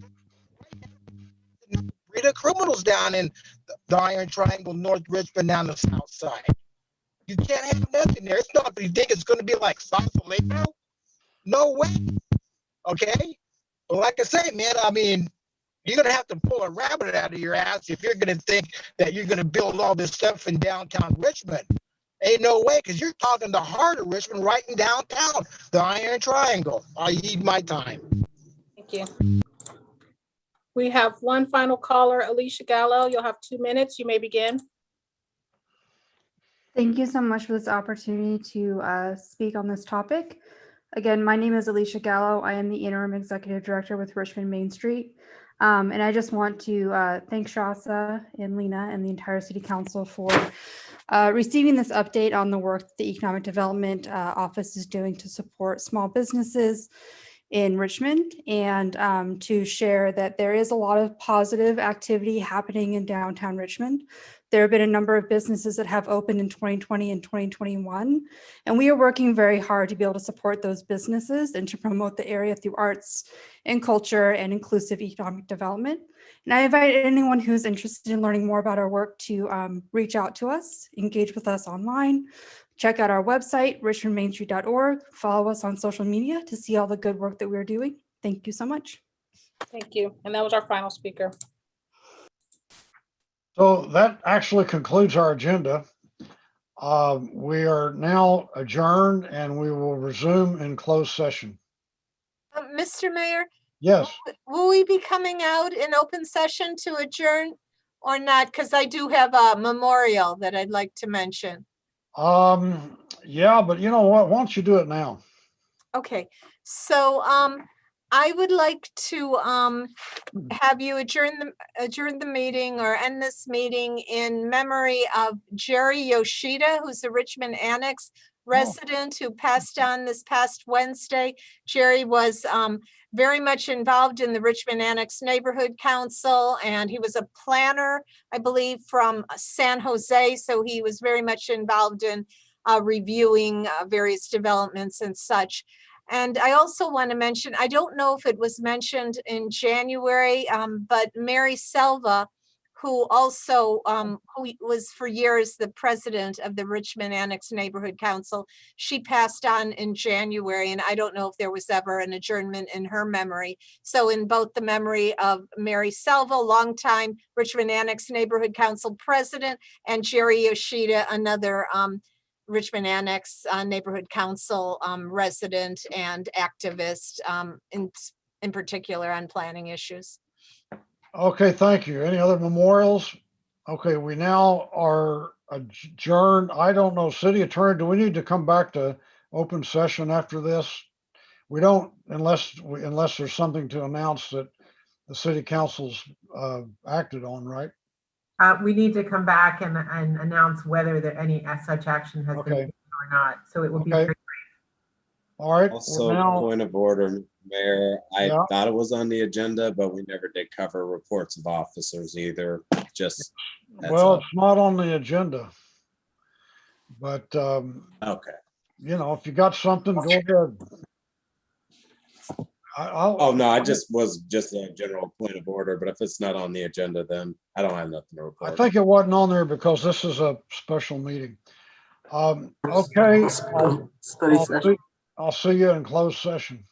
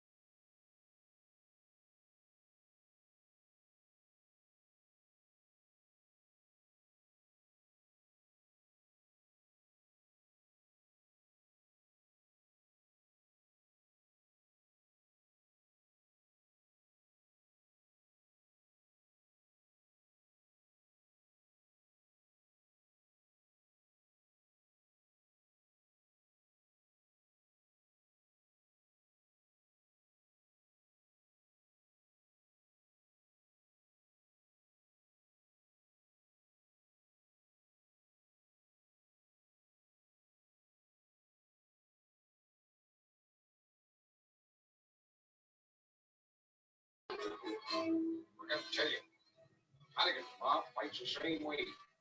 Come on.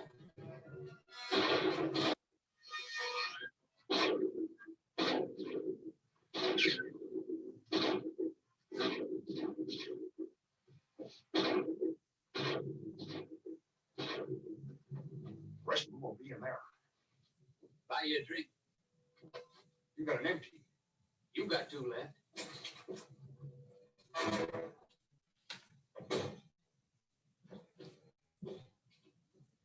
You got 10 minutes to get out of town.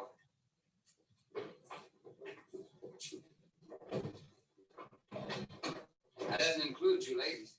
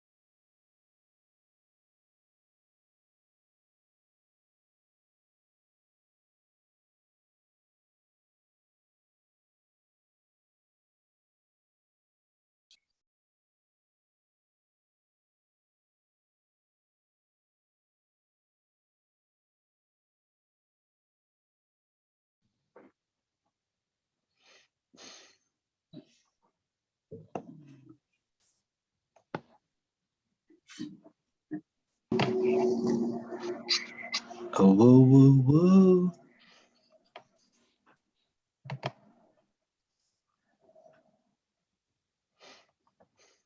And we still ended before Hey, I 9:30. think we're all here. Is city attorney back?